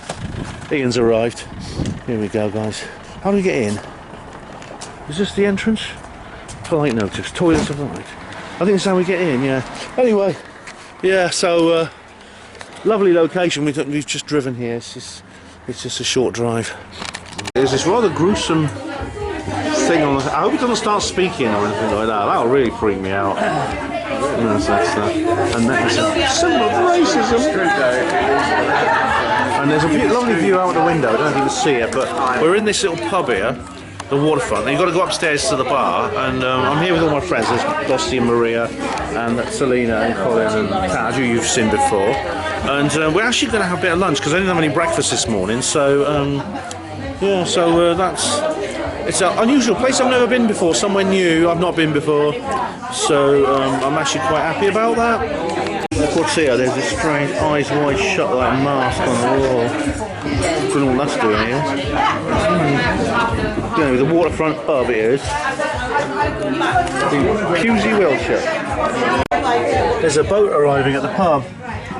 That's like having a pub where which you can leave in now actually. It's heading down. It's a lovely place actually, this. I do recommend it. Anyway, it seems that the afternoon session has started early and Amir is already on stage, so thanks very much. You're welcome. It's really Please nice. come again. Look, I forgot to ask, is everything alright? It was very nice, thank you. Very nice, thanks very much. It's really cool. Lovely place, lovely meal, yeah. Okay, guys, this is the boat arriving here. Look at that. He's just docking over there. That's a great pub. That is. It's a pub where you just turn up and on a boat and have a beer. That sounds like something from Heaven's Land, my debut novel, the flawed masterpiece of my debut novel. Reminds me of that. Anyway, guys, so we're going to head back. They started early, so Amir's already on stage, but we're heading back with Taj and Colin, and the others are going in their own cars. Oh. Okay, here we go. Head back. It's perfect. Let's make these beings immune to psychic and energetic warfare. So, a call was sent out, starting about 500,000 years ago. Better late than never. Not just limited to... When you... Looks like Miles just reported they've been hacked. ITS. So, what's going on up there? That's why I do my little bit on pirate radio, because we learned a long time ago in this business, when you've got help and the bad guys do something, we always win. So I'm going to throw the clock back to December 1987, and I'm going to say this: This is KISS AM and FM, 103.7, 1008. This is an intelligence transfer sequence in progress. I was levitating off my bed. The thing is, I cannot do that to demand. It just happens when it happens. And so with all of you, you will all awaken to the level that's appropriate for your soul. And then it's not just, oh, I've awoken, that's the end of it. You haven't. There's more things that are going to come. They're going to come in left ball, right ball, and you're going to have to process that. And to the feline person who was my handler, Da'ar was the person that was on the craft when I was 3. And he was basically like a scientific craft, and he just happened to be here in the UK at the time, doing reconnaissance, collecting samples, collecting flora, fauna, etc., all those samples. And when I went missing after escaping out the back of my house, and then walked down, and ended up on the main road, and then walked up in the field in Plymouth, in Plimpton, walked up and saw this pretty shiny thing. Well, there's going to be a panel discussion now, and I'm actually in it. I'm sitting with all the other speakers. There's Beverly and Andrea and Maria and Amir and Drago and there's Amir. And there's Brad and the other Selena. Yeah, so we're all here. No Colin, just me. I'm representing our dialogue Selena together. is going to be completely out of the light. As you can see, it's all over. We're just putting stuff away now. Alright guys, well we finally left the venue. There's all the hard work's been done. There's a bit more clearing up to do. Miles and Matthew and Dave can do that by themselves. And now we're heading back to Devizes, and apparently we're going for our traditional curry in the maple leaf, whatever it's called. I can't remember. What's the place called? I can't remember what it's called. The curry leaf, yeah. It's a very nice curry house anyway in Devizes. So well, after lunch I had, I'm not sure I've got room for it, but I'll see what I can do. Miriam saw something strange. So she thought it might be an owl, so we're going to go back and have a look at it. Owls. Side of the road. It was the side of the road, and she said it looked like an owl. No, owls are very often screen memories for aliens. Oh, oops. Anyway, we're going to check it out just in case. It's probably nothing, but it's always worth investigating these things just in case. You never know. I'm so happy that I'm in the right company, so I don't better check it out. Yeah.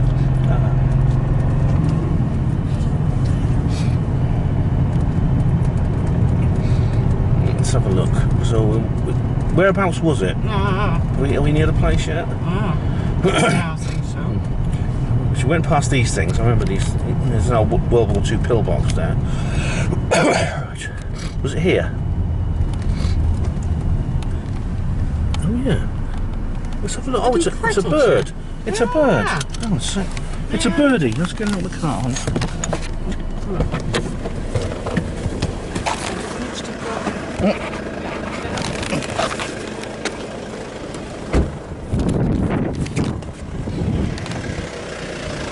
Hello.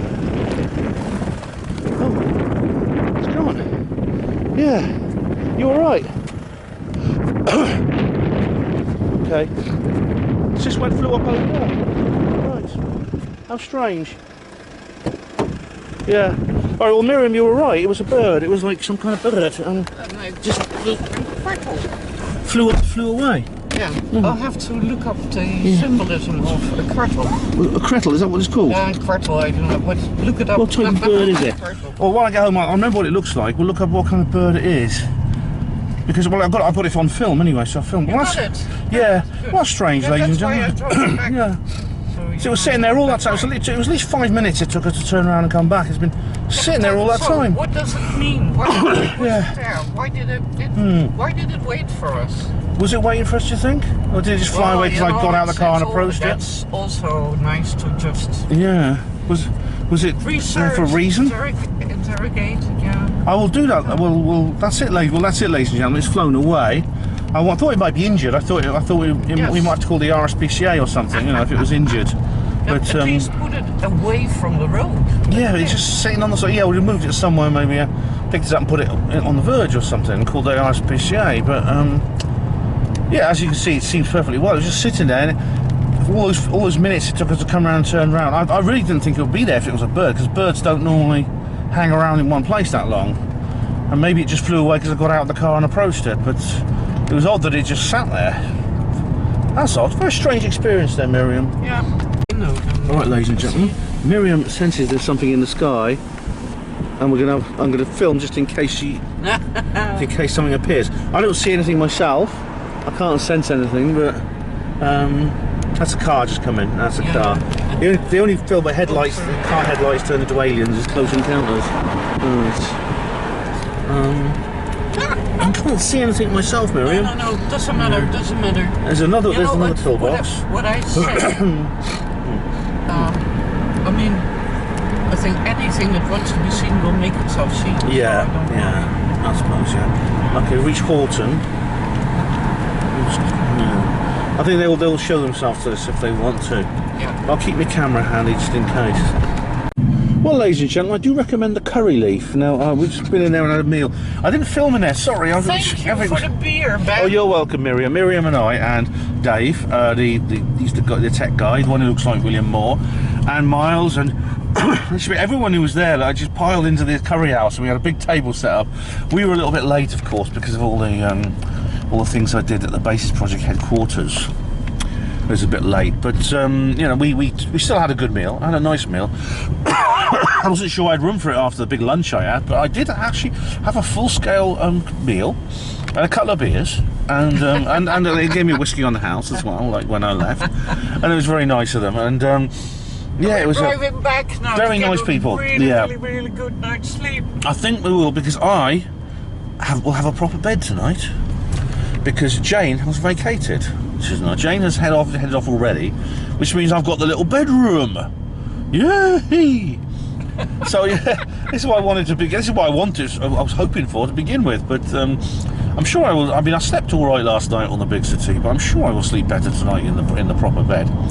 So I'm very much looking forward to that. And the others have gone to the Spoons. I was tempted to go with them, but you know, it's now. I don't know what time it is now. About 11ish, and I'm just. You know, I'm not quite really much of a night owl compared to the other guys. I'm just not. So sorry about that, guys. But yeah, I've had to have a bit of a lightweight again. So yeah, we'll see you all in the. I've done a bit of filming tomorrow. Yeah, okay. Well, welcome everyone. I'm back here again in the little bedroom, and this time I'm staying. Yes, Jane has headed for home, so when she's gone back to the barn, and so this means that I can now sleep in this bed.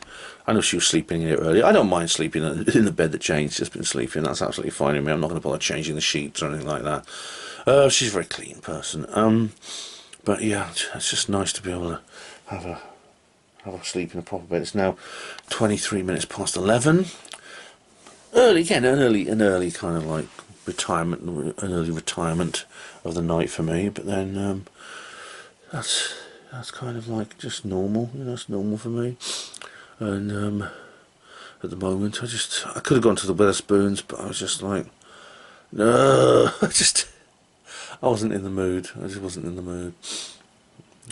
Yeah, I'm just not that hospital porter anymore, I'm afraid.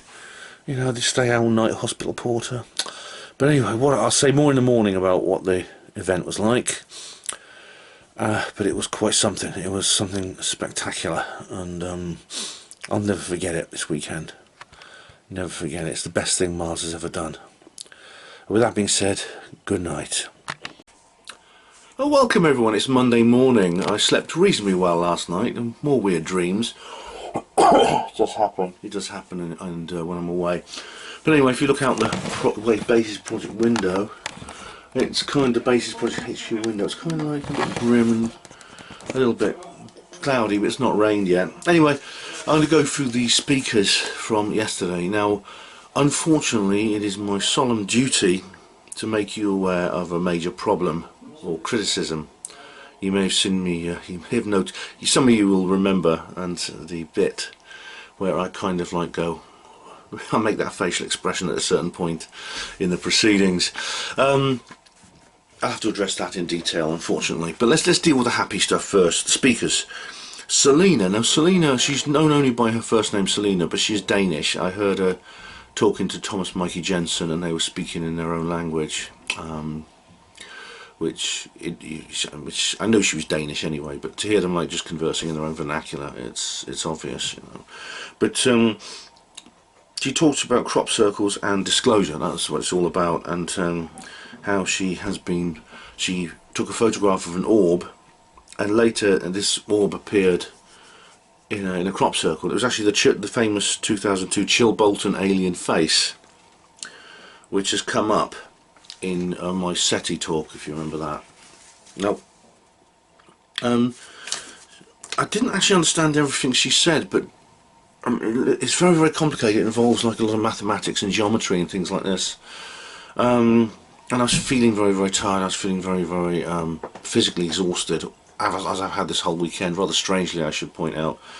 But she actually went with Miles to the Crop Circle Museum, which was the Crop Circle exhibition at the Wiltshire Museum, which is here in Devizes. And there's another permanent Crop Circle Museum actually at the Barge. But I don't know which one it was, but she had like an epiphany at that moment, and so this was a kind of filter of communication. And she did a drawing actually and appeared like in the famous 2020 two-headed snake crop circle. And she believes crop circles are in different dimensions, so there's two-dimensional ones and three-dimensional ones, which you know about, the ones with like reliefs on them.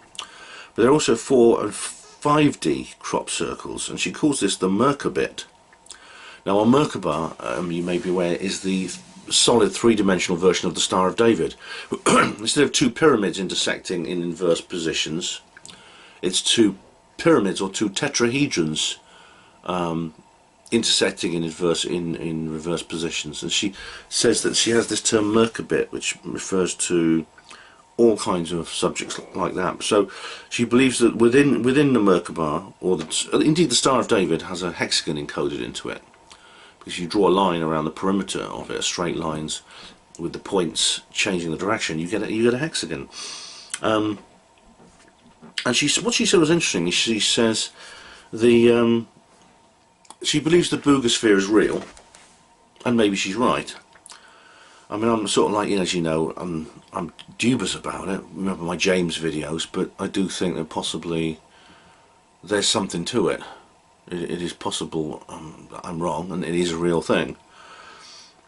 But she said, the symbols are similar to a 2010 crop circle, and there's something called in a place called Silpho, where there's a kind of where UFOs were seen too. Silpho, it's actually in England actually, but they found a tiny little small UFO, like it was and someone was photographed picking it up. So it's similar to the boogosphere. It's like a small UFO you can hold in your hands. I have to look into that. And so it was very, very interesting stuff. I didn't understand all of it. It was very, very complicated, but it's pretty clear that Selena's done a lot of thinking about this, and it's really, really interesting. Then Maria Wheatley came on. As always with Maria, fascinating about her subject matter, which is basically Stonehenge, the picture behind me, and other ancient sites. But she always incorporates other things into the subject, and there's new information. Apparently she's doing a protest next week at the solstice, next weekend at the time, I don't know when you're going to be watching this, but at the solstice, which of course is the 21st and 22nd, she is doing a protest because of the fact now the National Trust and English Heritage are imposing more and more regulations and licensing on people merely visiting these sacred sites. And as Maria's often said, this is a sinister agenda to cut people off from their past, which of course ties in completely with the Illuminati and what they want to do. They want to destroy our connection to our traditions and our spiritual heritage and legacy, so that we become essentially their property. We become robot farm animals of their property. And Maria's protesting against that. Please do get to that if you can. I won't be able to. I probably won't. I'll try and persuade my friend to, because I'm going to go and see a friend next weekend. So that's actually another blonde in Newbury, so maybe I'll make a new Newbury video. But yeah, there's get to that if you can, because that's really important. But she's talked about sound and light healing, and the Esoteric College of Standing Stones.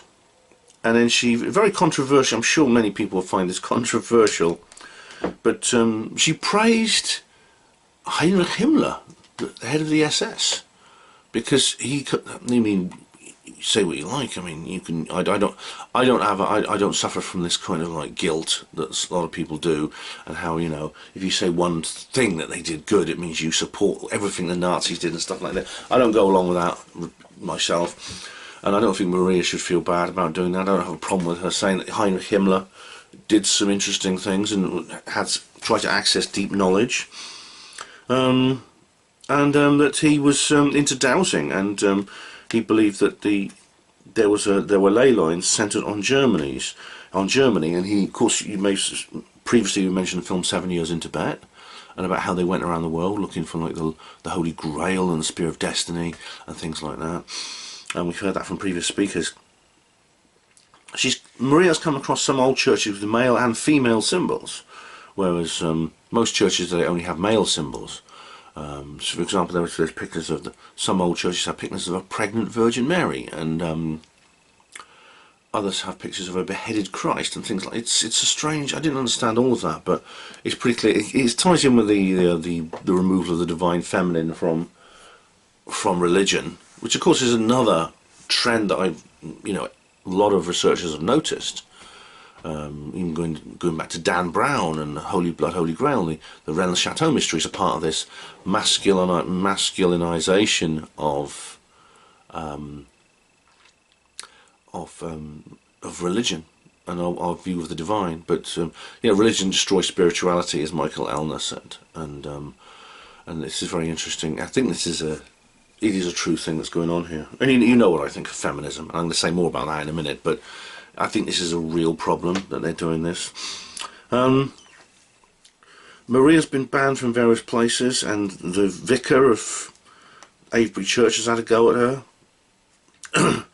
And funny enough, there is a sinister agenda for this, because there was the Dragon Project at Rollright Stones. I first met Maria in the 90s at Rollright Stones, Oxfordshire. And she said there are actually sound effects and changes in acoustics in these various stone circles. And these, funny enough, they change with the solstices and the equinoxes, which shouldn't be possible. It shouldn't be possible.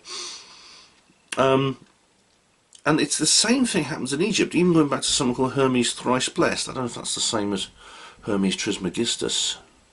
But there's a guy called Hermes Thrice Blessed, I think he was in the ancient world, who said that the Egyptian monuments changed according to sacred parts of the calendar.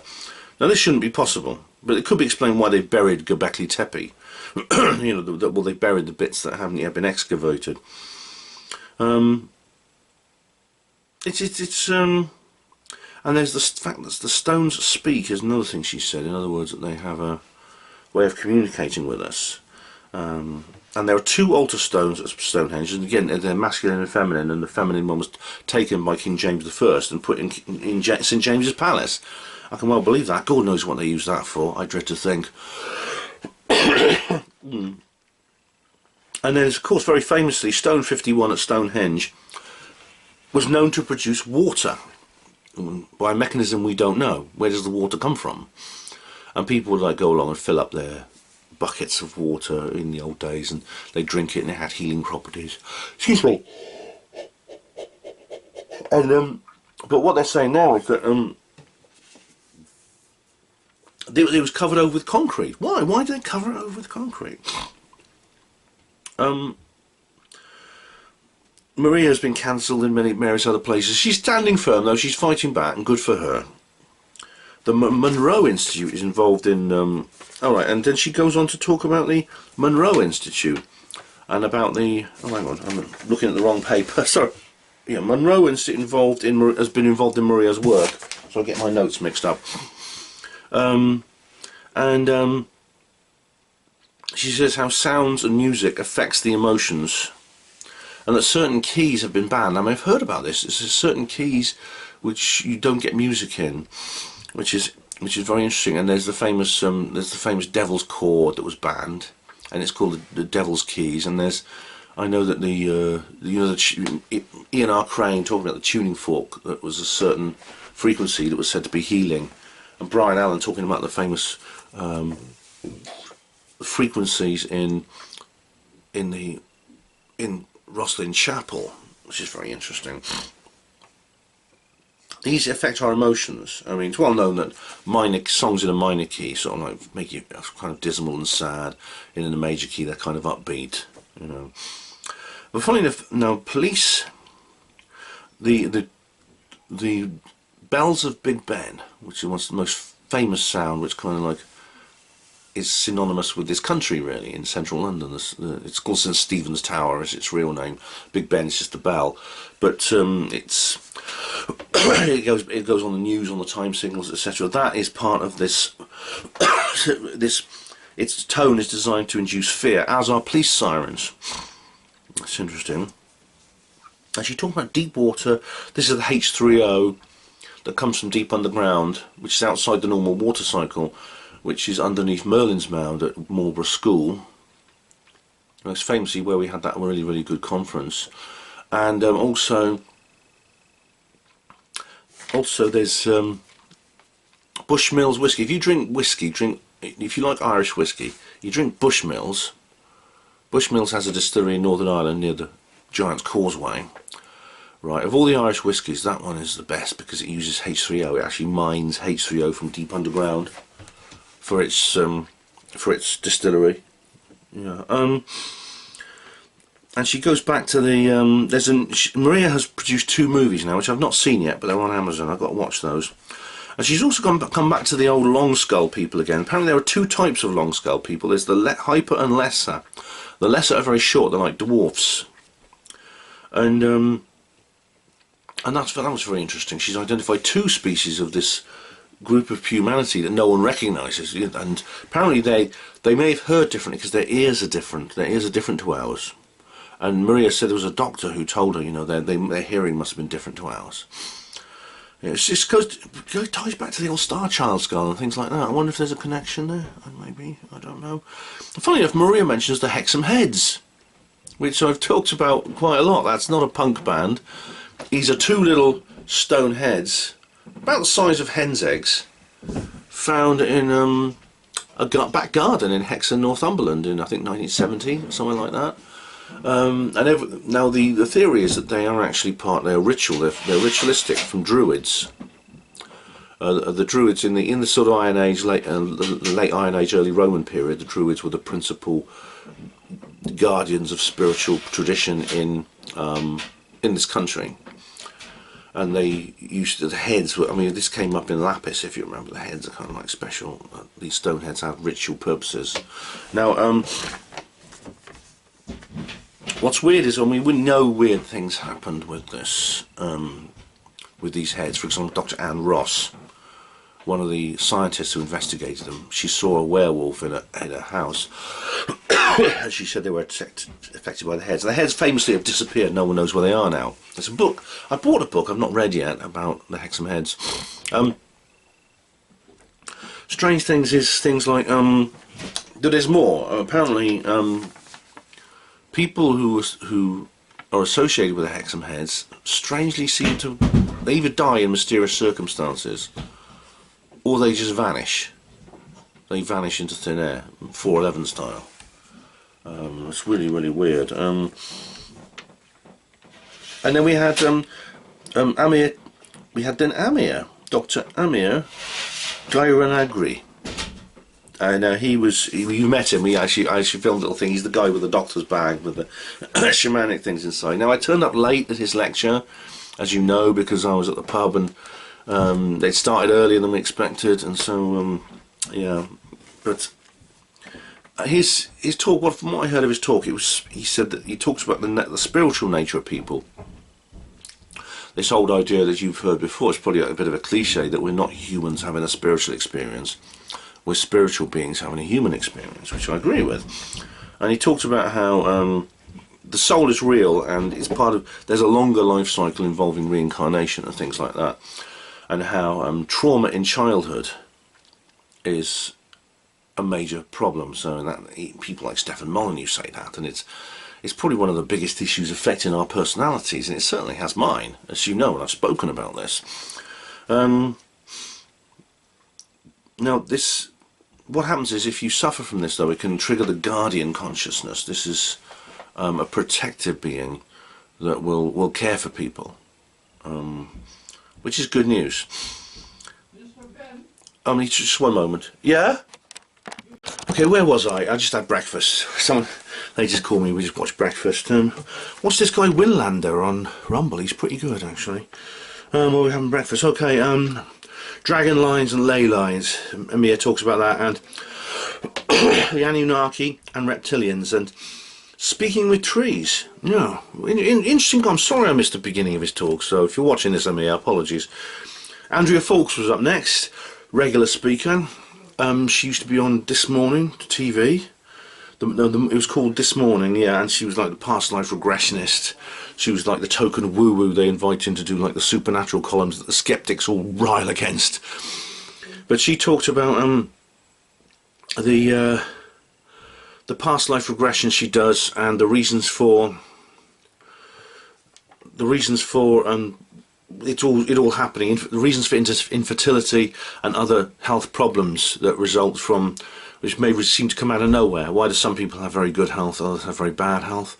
There's sometimes environmental reasons for that, but Andrea thinks it may well be to do with past lives, and Robert Newton used to talk about this in his books, how trauma in past lives, as well as this life, can result in health problems. So for example, if you have infertility, if you have fertility problems, of course there's all kinds of reasons for fertility problems, including ones very, very real in this particular world. You can't say all of them on YouTube, but one of the reasons could be she thinks some people who have fertility problems were actually stillborn babies, or they were miscarried, and things like that. And she believes there's a healing timeline. The healing timelines can actually help this, and that's what. And she also says something very interesting: to retire your parents. Now this is the interesting thing to say because it affects me directly. It doesn't mean divorce. I mean, you hear about people divorcing their parents, which you can do legally. I've got no intention of doing that. But at my age, it probably wouldn't count anyway. It's only for children. But retiring parents means simply accepting them for who they are, because psychologically we want to see our parents as kind of superhuman, because they're our carers for the most formative period of our life. That is the first decade of our life. They're the central figures in our lives, and they care for us.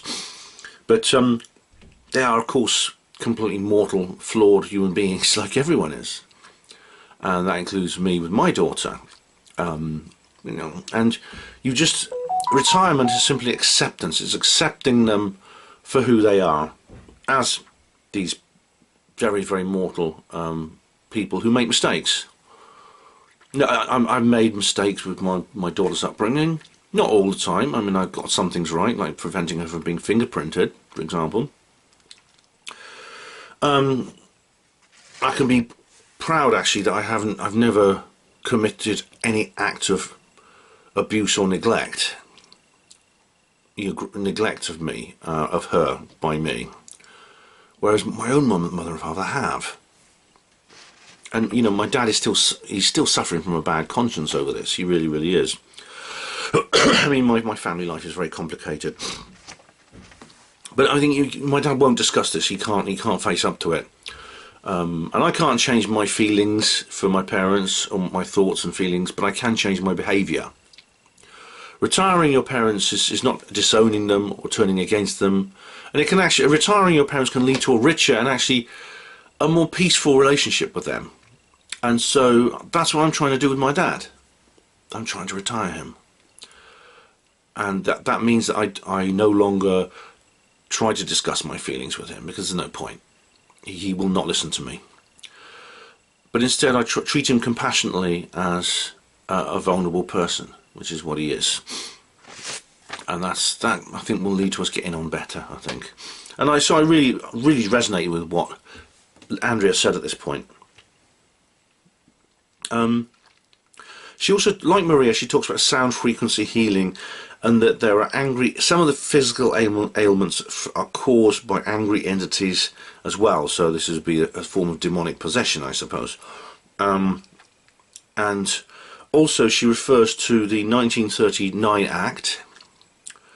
Okay, I can say what the Act is. It's the 1939 Cancer Act. And then she says a few more things which I can't say on YouTube, but it involves treatments for a particular disease that begins with C, and not the one that you have the V words for. Another disease that begins with C. You see, she mentions that Miles. I mean, Miles actually confirmed this. He lost one of his best friends recently, who died. And she says that she channeled this chap, and this man told Andrea that he had to go because of portal alignment, and this is like a kind of like apparently some souls can only leave the earth at particular times because of portal alignment. I don't understand the details of that, but basically there's a timing. There's a time period by which you leave the earth, and you will inevitably something will cause your death at that point. I don't quite understand all that, but she talks about choosing incarnation. So you choose your incarnation. So, and this is what Robert Newton also talks about this in his book, how you can actually pick a life to live which is best for you and your fellow your friends and family and things like this, who are your fellow souls. You may have heard the two souls story. It's a very interesting story. Two souls are best friends in heaven, and they decide to incarnate together on the world, thinking we're going to have a good time because we're going to be best buddies down on earth as well. And then, in fact, it's the one thing you can't, as Robin Williams' character says in the film What Dreams May Come, the one thing you can't have in heaven is you can't meet each other again and fall in love and make friends again for the first time. And then the other soul says, look, I've had a look at our little itinerary for this life coming. I'm going to do some pretty horrible things to you. We're not going to be friends. In fact, you're going to hate me because I'm going to do some really horrible things to you. It's necessary, though, for your evolution, and please never forget who I really am. Interesting, isn't it? Yeah. Now, again, she talks a lot about unborn babies. She would include, say, stillborn babies. And again, this affects me directly because of my own daughter Alice, who was stillborn in 1994. And she said that some of the orbs are these unborn babies, and some of them have not even been stillborn, they've just never been born. And there was this interesting thing about how she actually spoke to one of these unborn babies, Andrea, and then later the orb says that my future parents will be visiting this hotel. And Andrea managed to find out that the people, and the orb actually names them, and Andrea managed to find out that those people actually do visit the hotel that she was staying in when she saw the orb.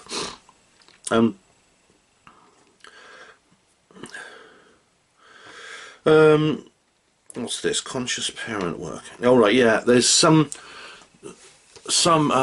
children develop trauma and some children who suffer from laziness, and I mean, she didn't say this, but Stefan Molyneux's made this point. Some of them would become communists. They do so because their parents neglected them because of work pressures, and this is a really massive problem in today's world because people have to work longer and harder than they used to because the Illuminati are basically wearing down the economy to try and destroy the world. And as a result, parents are giving their children less attention because they're away longer, they're tired, they get more tired and things like that. And this is a major problem. It really, really is. That was interesting. Then she finished with her, like she did before. She finished with her light worker song, which is like a little. There's no real sort of lyrics to it. It's just like some tones, and she sings it, and we meditate while she does that. So that was nice. I mean, I didn't understand every word she said, but. I like Andrea's take on things, and I guess she's not in the mainstream media anymore. Now, the final speaker was Beverly Rhodes, and I've seen her. Now, I don't watch all of Miles's videos because he makes so many of them, but I have watched this one, and she is Danny Henderson stood up and hello. Beverly Rhodes was involved. Is from South Africa, and she was involved in child trafficking. She was trafficked, and she was rescued by an alien called Dala that took her to this strange facility on a spaceship, and she's been involved in the 2020 and back thing, which you may have heard about, which means she's a lot older than she looks. I mean, her chronological age is like in her 60s, but she's actually about twice that age, 120 or so, because of the 20 and back return. On this ranch, it's called the ranch facility. There are loads of aliens and children and they're slaves, but there's been attempts to rescue them, and she's rescued 13 children. She was taken at when she was 3 years old in 1964. And taken to this spaceship. It's like the deep underground military bases. It's similar to Dulcie and things like that. And which is it was distressing to listen to all this. It really is. And if you've listened to Beverly's interviews, you'll know what I mean. She's the one who talked about this underground base beneath the Drakensberg Mountains in South Africa. Credo Mutwa mentions them too. She was apparently she was on the Russell Square train during the 7/7 bombing, and luckily survived. And she's also done. She says that it's awful because there's like auctioning of children on these spaceships, and the children. A lot of it's been seen through remote viewing, which I know is very dubious, but it has yielded results, according to her, in terms of the ability to rescue. And this is kind of like the psychic detective situation. And what's interesting is that she also has been dealing with the residential schools in Canada. She probably knows Kevin Annett. I didn't get the chance to ask her. She probably knows Kevin Annett, including the Brentford one, where they've been digging up bones and stuff like that. It's pretty awful. And she's like, it's sad and awful. But at the end she did this Xenocard experiment, which is only one round, so it doesn't really count, and I got it wrong. But anyway, yeah. But now I suppose the time has come where I have to deal with the problem that I kind of observed when you saw me like screw my face up when Gemma was doing her intro of Maria Wheatley. I should say first of all that I actually like Gemma and I respect her. I consider her a friend, and I don't want that situation to change. I shall also add as a disclaimer, on no account must any of you approach Gemma or Maria Wheatley on this matter. Alright, I do not countenance any mistreatment of those people as a result of what I'm about to say. It not only is it immoral, it is counterproductive. Okay, so please leave them alone. Leave them alone. We have to fight this issue, I think, on ethical grounds. But as you heard, Maria, and she's done this before, she introduced, as you've heard from Gemma Cooper, who's the MC. Gemma used to be with the BBC and she rebelled against them, and as she's had an awakening experience in which she has seen through a lot of the lies of conventional society and the media. She was in the heart of it, and she's seen it from the inside, and she now understands a lot of what other people don't. That there's the wool pulled over our eyes, the deception, the misinformation, the disinformation which has been disseminated by the elite to the general public. And she should be congratulated for that. But she hasn't yet seen through feminism. To describe Maria Wheatley as a woman in a man's world, that is a feminist cliche.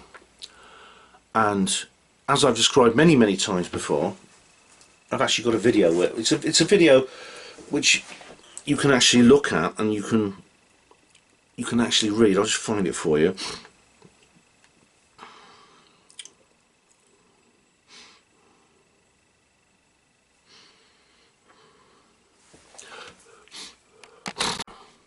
I recommend this video in particular, Women in Ufology, on HPANWO TV, where I talk about this issue in more detail.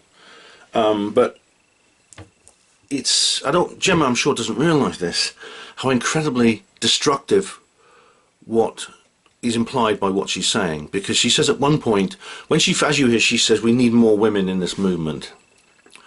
Now, unfortunately, what inevitably results from more women, it essentially means fewer men. Or to be precise, fewer white men. People like me, my demographic. And I will not tolerate my demographic being abused in that way. I will not tolerate my demographic being excluded from this community because of what we are. And of course, the justification is, again, this is feminism says, well, we're allowed to be immoral because immorality was done to us. Well, even if that's true, and I don't accept that it's true, it wouldn't justify it. And in this case, it's not true. It's a cultural Marxist unicorn. And as I said in my debate with Paola Harris, you know, I repeat this to Maria. And Maria, you see, Maria's always, I should point out that Maria has always remained neutral on this issue. She's never really commented on what she thinks about this. But then she did actually mention in her talk, she's talking about educating, she's inspiring female archaeologists. Not male ones, female ones, which indicates she is picking a side on this, and she's picking the wrong side. Now, as I said in my debate with Paola Harris, you know, it applies to Maria as well. She's one of the most successful people in this field. She's very widely respected. People think very highly of her. I've been to numerous events where she has been, and she's treated as an honoured guest. And I made this point to Paola Harris, because Paola Harris had she's just been lamenting it's been a struggle. It's not been easy for me. I went to a conference and I was one of only 8 women in a room of 100 people. And I made this point to Paola, and I said, you know, considering you're so successful and what you know, respected, well treated by this community, is that what you really think, or is that what feminists have told you you're supposed to think?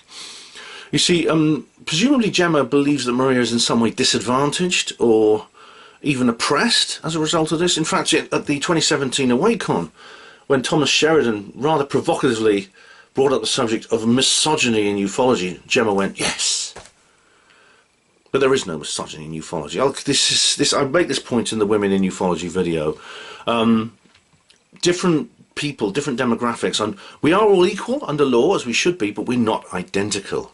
Different demographics have different strengths and weaknesses. Different demographics, when you generalise across the entire population, different demographics gravitate towards different interests. And this subject is more likely to appeal generally to the male mind than the female. There are many exceptions. Maria, Gemma, they're all exceptions. But being an exception does not make you a victim. It's feminists who say this. Any institution there are 51 men and 49 women. That means those 49 women are oppressed. It's tacit misogyny. And it's false, and it's a dangerous myth, and it's a delusion that could do terrible damage. And I'll fight it. I'll fight it in any way I can. As I said, I value Gemma as a friend. I don't want that to change. But, you know, I do ask Gemma, and indeed Maria, to take a step back. Please look at this situation again and ask yourself, is this really the right way to go? As I said, there's more detail in my Women in Ufology video, which I've just recommended to you. So that concludes the speakers that I've dealt with, that we've had to deal with, or enjoyed, had to deal with. I'm still stuck in that feminist thing. We've enjoyed, apart from that instance when I did have to deal with it, and apart from that, I've enjoyed it, and it's been great. Yeah, the speaker quality has been very high, and I think they've all been really, really good, and I'm grateful to each and every one of them. And of course, thanks to everyone else, like Matthew, who did the technical stuff, Gemma for being the MC, and the lady who served the teas and coffees, and I can't remember her name. She's a local woman. And everyone else who's there, the speakers, delegates, fantastic stuff. Now, unfortunately, it's time to go home. Alright, it's souvenirs time again, folks. It's the bit you all love, definitely all of you do. This was a bag. This was given to me by Tina, I want to believe. It's the one, I think it's from The Simpsons, the X-Files episode. This is also given to me by Tina. Here we go. Thank you. Oh, this is Tina said thank you to me for all this. Tina, there's Tina's thing again. More from Tina. There's a sticker. That'll go with my studio area. Oh look, patches and badges, I want to believe. Excellent. That's my toothbrush. And this is a shirt. It's a t-shirt. And it's another one I want to believe. Look at that. That'll be good at a conference, won't it? The old Fox Mulder one. And this is, that's Tina's symbol. And it's a drinking cup. It's like a little cup for drink. Got my dragon juice in that. I bought this. This is the Roswell, We Know the Truth, July 1947. I bought that. That's from Tina's store. That's a Christmas card someone gave me. I'm not opening it yet. This is what's this? This is a mug. What's in here? Oh look, that's the I Want to Believe thing again. Yay! I've got so many of those. It's just perfect for me, isn't it? Yeah, because I'm a bit like Mulder, and there's my glasses. This is some more bags of goodies with a key ring from Tina. All that merch she had is amazing. Now this is Beverly's card there, you see. So I've got that business card from Beverly. And this is from someone called Lord Allegio. And that's a lady I met. She got a hat. She's a strange lady. She's got a hat just like Amir's. That's my pen. That's my spare pen. And this is a Christmas card from, I think that's from Julie. Yeah, Julie sent me a Christmas card. Here's, I'm going to keep that as a souvenir. And I wondered who all these people were. For example, who's that? That's actually Julia. She's even though she's not a speaker, she was featured on the list. And here's another one. I've got two. This is Tina's book, which she signed for me. I've already got a copy of this, but I've got another one now. That's cool. And this is my camera charger. That's my phone charger. This is my box of Christmas cards, because I gave out about a dozen Christmas cards to people. So that's there. These are the two books I didn't sell, all wrapped up with the flyers and things. I sold all my t-shirts, as you know. That's my moisturiser. That is my other pen, and this is my notebook. Okay, so these souvenirs videos, I mean, they actually do serve a purpose, because they're it's not just a bit of fun. It allows me to, you know, to aggregate and correlate, what's the word, or gather together all my belongings in one place, so I don't leave anything behind. So the souvenir meme kind of evolved out of that.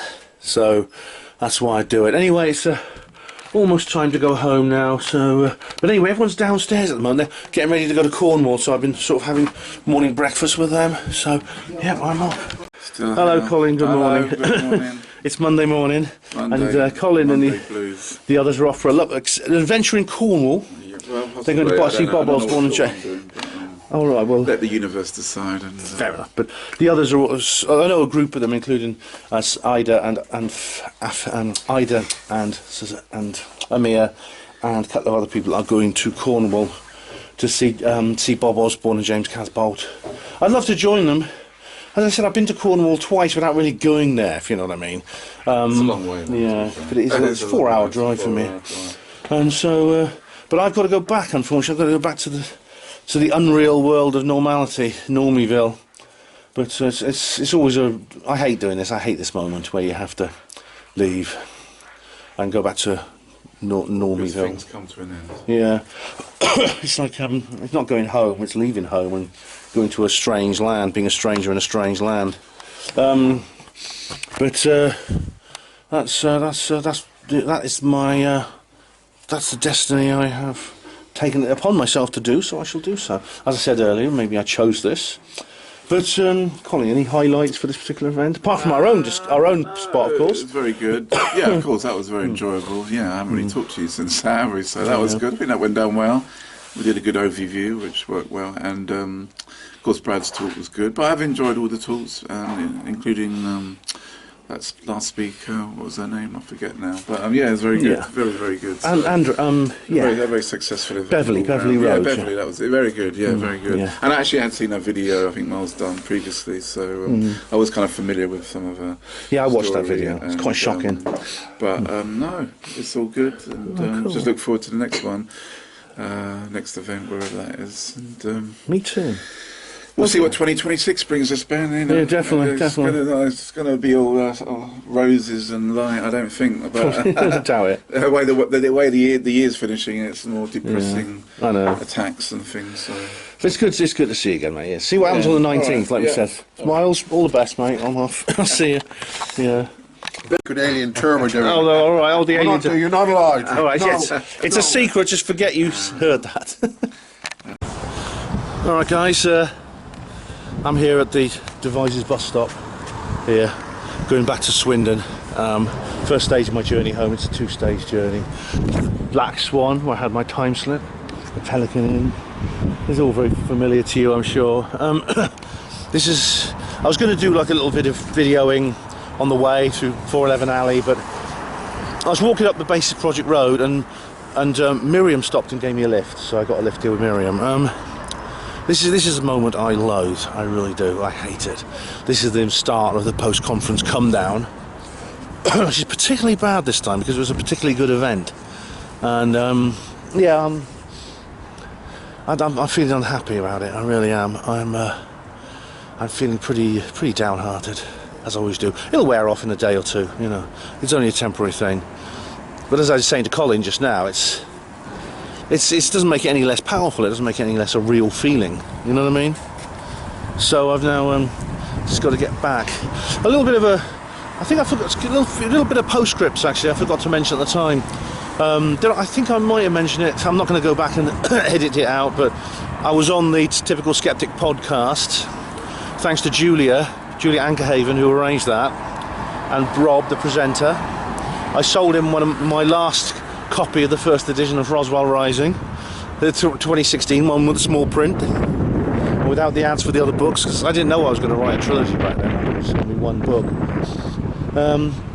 So thanks very much to Julia for that, and for Rob for having me, and I'll put a link on her HPANWO voice to that.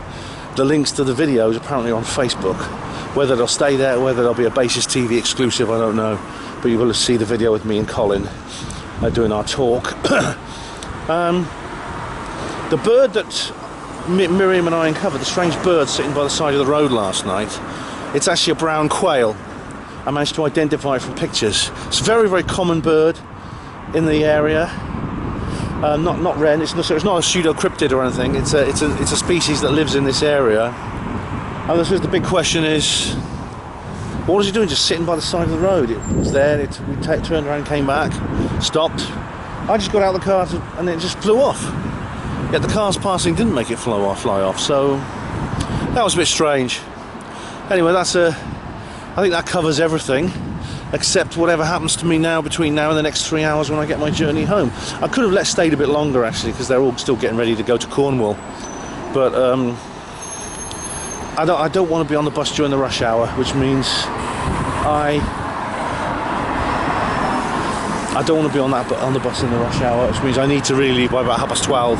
Because as you know, on the way up here, the turnaround in Swindon is going to be slower than it used to be, because I need to find a toilet which doesn't involve forking out an amount of money from these skinflint people on the council.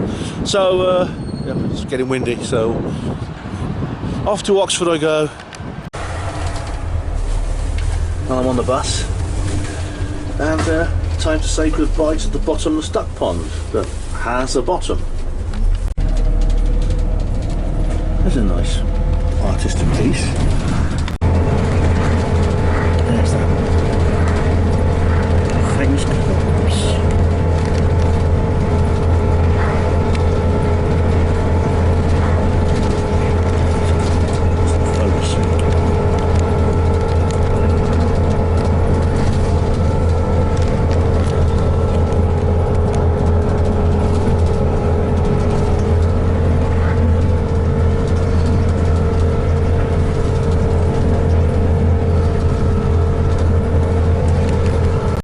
Alright guys, welcome back to the weird row of bus shelters which passes for a bus station here in Swindon.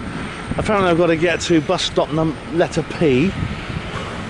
It's very difficult to find your way around it. There's no proper signboard, there's just some of the shelters have displays which intersperse adverts with a list of the buses going in the next 10 minutes, which is not very convenient when you consider you literally have to walk quite a long way to get to where you need to go. And I see a bus over there that looks like the S6 Gold. The S6 Gold, not S6, S6 Gold, which is the one I have to get to. It's that one there. So I'm just going to head there and see if I can get there in time. So I'm going to get over the... This is really... Someone is right. It took 3 years to build this. And what have we got for it? Just a road with some bus shelters. And toilets that cost 50p to use. Which I'm not going to use. I actually don't need to go particularly, so I can hold it in till Oxford at least. Alright. There's the rip-off toilets. I quite like the picture above it though, it's quite good. I'm on the bus now, really glad to know. It was actually all ready to board as soon as I arrived, which was very convenient. That over there is the old bus station, which is now gone. Can't see much of it from here. I'll try and get a shot if you go past it on the other side.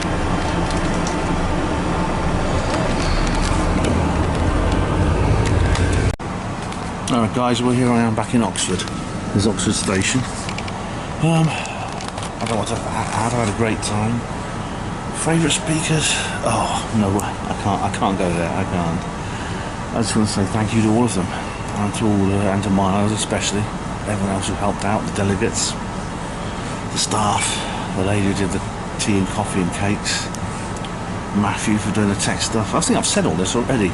Better say it twice than not at all. And to, of course, the delegates, all my friends, all the friends for being there and letting me meet them and spend time with them. It's experiences like that are just so precious. I can't begin to explain it to you. Unless you've been in this sort of position, you wouldn't understand.